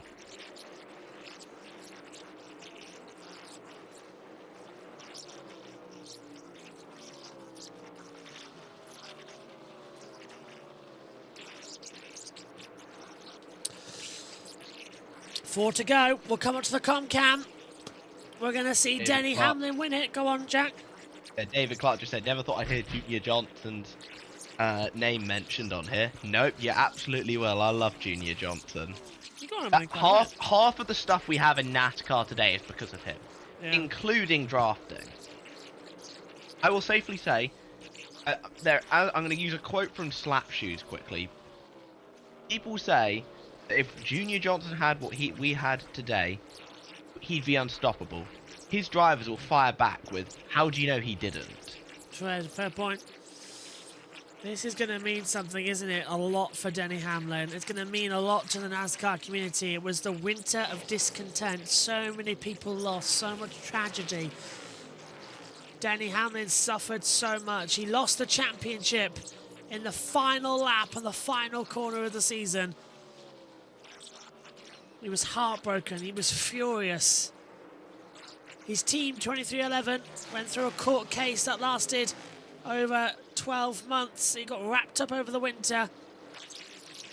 He came back, and just before the start of the season, his parents' house tragically burnt down. His mother was hospitalized, and he lost his father, who already was sick himself. But now, as the white flag falls here at Las Vegas, the man who is racing injured, he's damaged his shoulder, going through the rubble of his parents' house. He has fought back from the toughest things that can be thrown at a human being. He's put the helmet on, and he has focused hard. Denny Hamlin, a very emotional victory, takes the checkered flag. Redemption Day has come for the number 11. Denny Hamlin wins at Las Vegas, and that is something special. Fifth driver to win a race in 20 different seasons. Well done, Denny Hamlin. A 61st career win. Back-to-back Las Vegas wins. His third win here at the circuit. He does the netting down.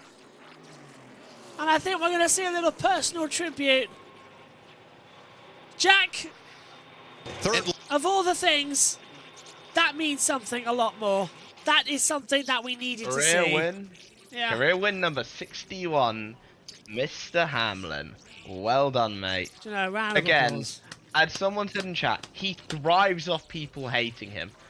It's why I love him. Someone who is willing to embrace the role of the heel, I have a lot of respect for. There's Joe Gibbs.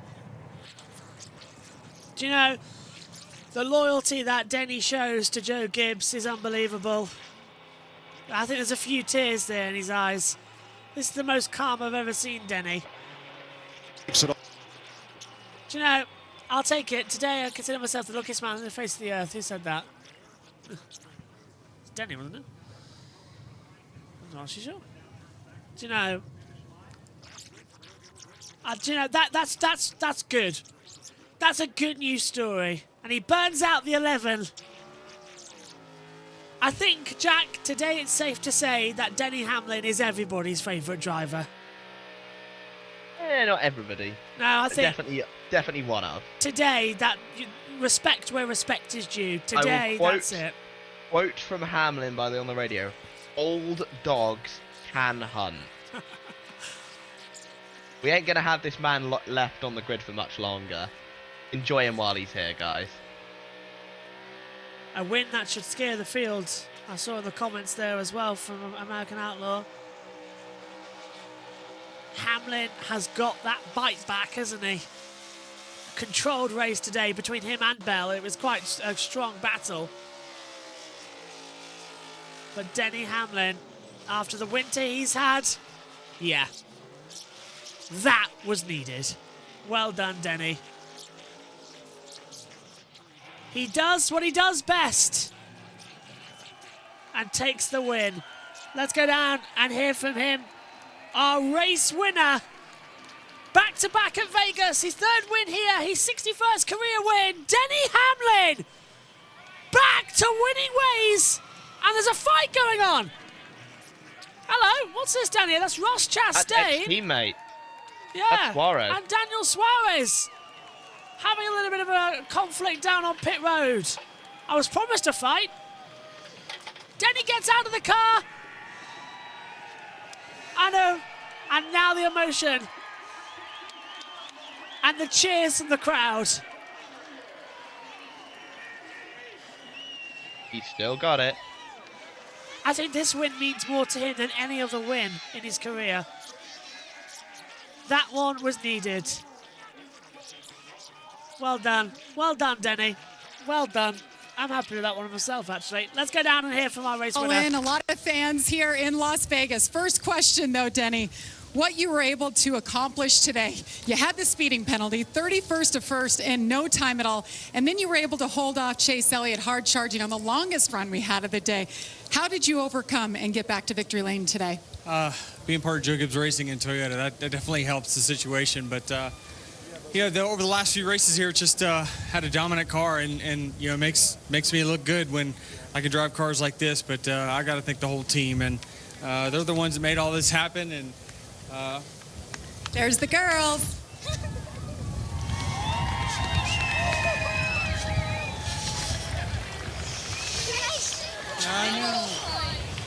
Denny's family all here, and Denny, Mike just mentioned it, what you've been through personally with your family in this off season. That coming into Daytona, you said you weren't even sure that you were ready to get back behind the wheel. What did it take for you to get back behind the wheel and back here with your family winning? I mean, I know it took a few weeks to feel like driving, and over the last couple of weeks, I've definitely, regained my love of it, and got refocused, and these are great opportunities for us, and this is. Tell Mom to come on in, Jordan, baby boy. His mom's there. That's lovely. There's tears now. That's my boy, she says. Yeah, I mean, this is a family sport, and my family obviously had so much sacrifice to help me get here, and now to have our own generations of Hamlins following me, and it's great that Mom gets to see this. I know Dad's still saying that's my boy. Hell of a day.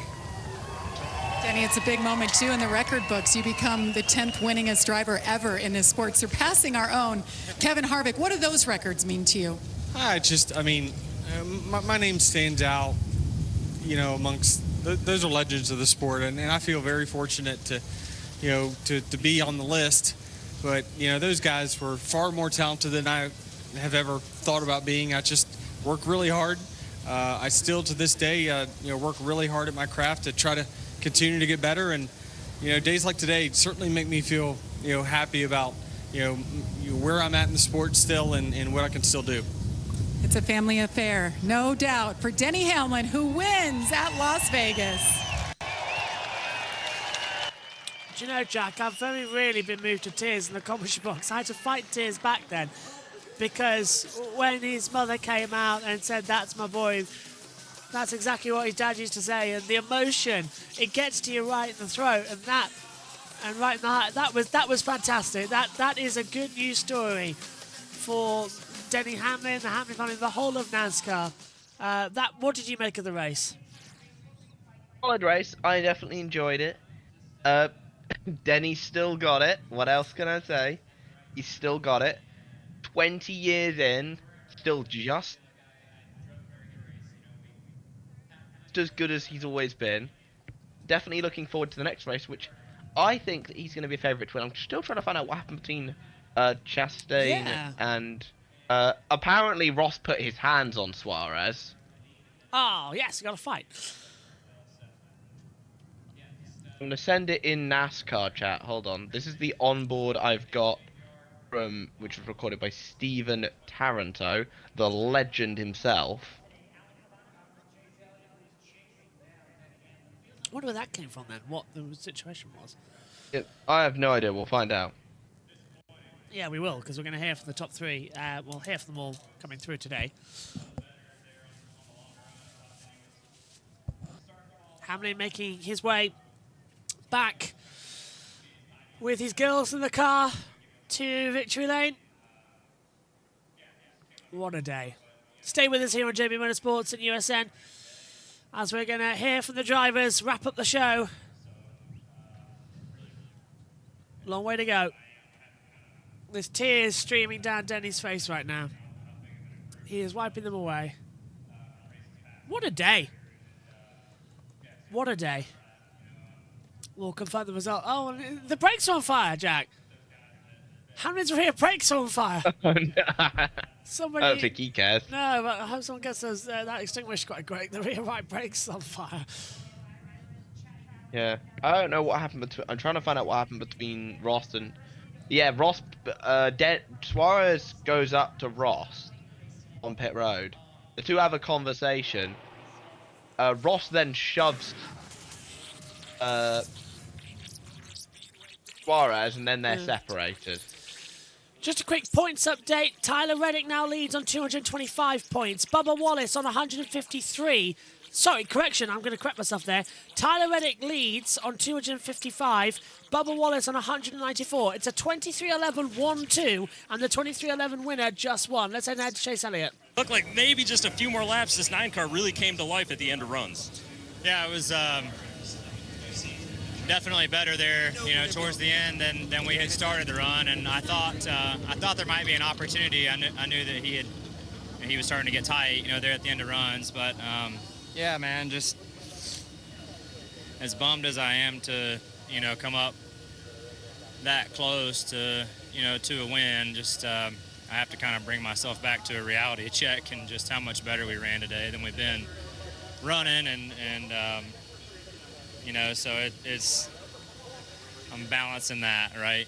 Obviously these things are hard to win. We had a great opportunity to do it, but really proud of the effort, throughout the week in preparation and yesterday, and just kind of fighting through, a not so good day and getting up there in the mix with the guys that win a lot of these races anymore. So really proud of that. Obviously it was a really solid day. Obviously bummed, to come up that short. Wish I could have pieced together just a little better, a couple laps there towards the end. Trying to be as tidy as I could be, but he did a really good job. Congrats to him for holding his ground there and putting together a good 5 or 6, because it was it looked like a handful, but yeah, I don't know, just kind of mixed feelings. Well, it's a lot of fun to watch you trying to chase him down at the end. Chase, Jamie.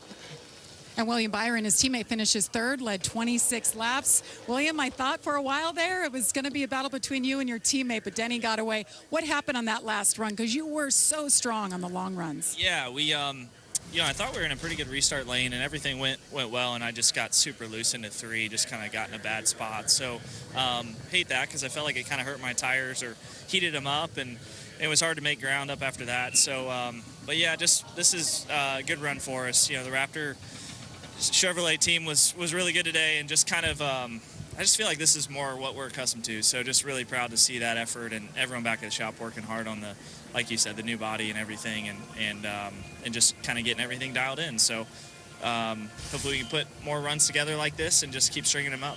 So tomorrow you and 2 other drivers will stay for the test. What goes into that test when you get to turn more laps around a place and test the tires for Goodyear? Yeah, it's a lot of laps, so but it's a familiar place, and for us drivers, we don't mind it. You get to try a lot of different stuff, try different stuff inside the car that you might, comforts that you don't really get a chance to. So definitely happy to do the test, and hopefully we can learn a ton. The last time we tested, I can't remember the track, but we came up with a lot of information and it helped us a ton. So hopefully we can kind of use that information tomorrow and just help our mile-and-a-half program throughout the year, because obviously the 11 was really strong today and all the Toyotas, so still got work to do. All right, we'll see you in Darlington. Yeah, thank you.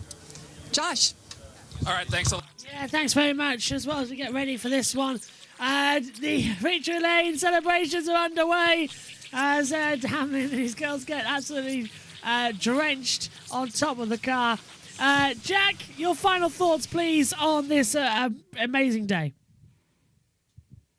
Yep, solid race. Always fun to race here at Vegas, and very much looking forward to next week's races at Darlington. So let's just quickly go through the championship. Tyler Reddick on 255 points. Bubba Wallace on 194.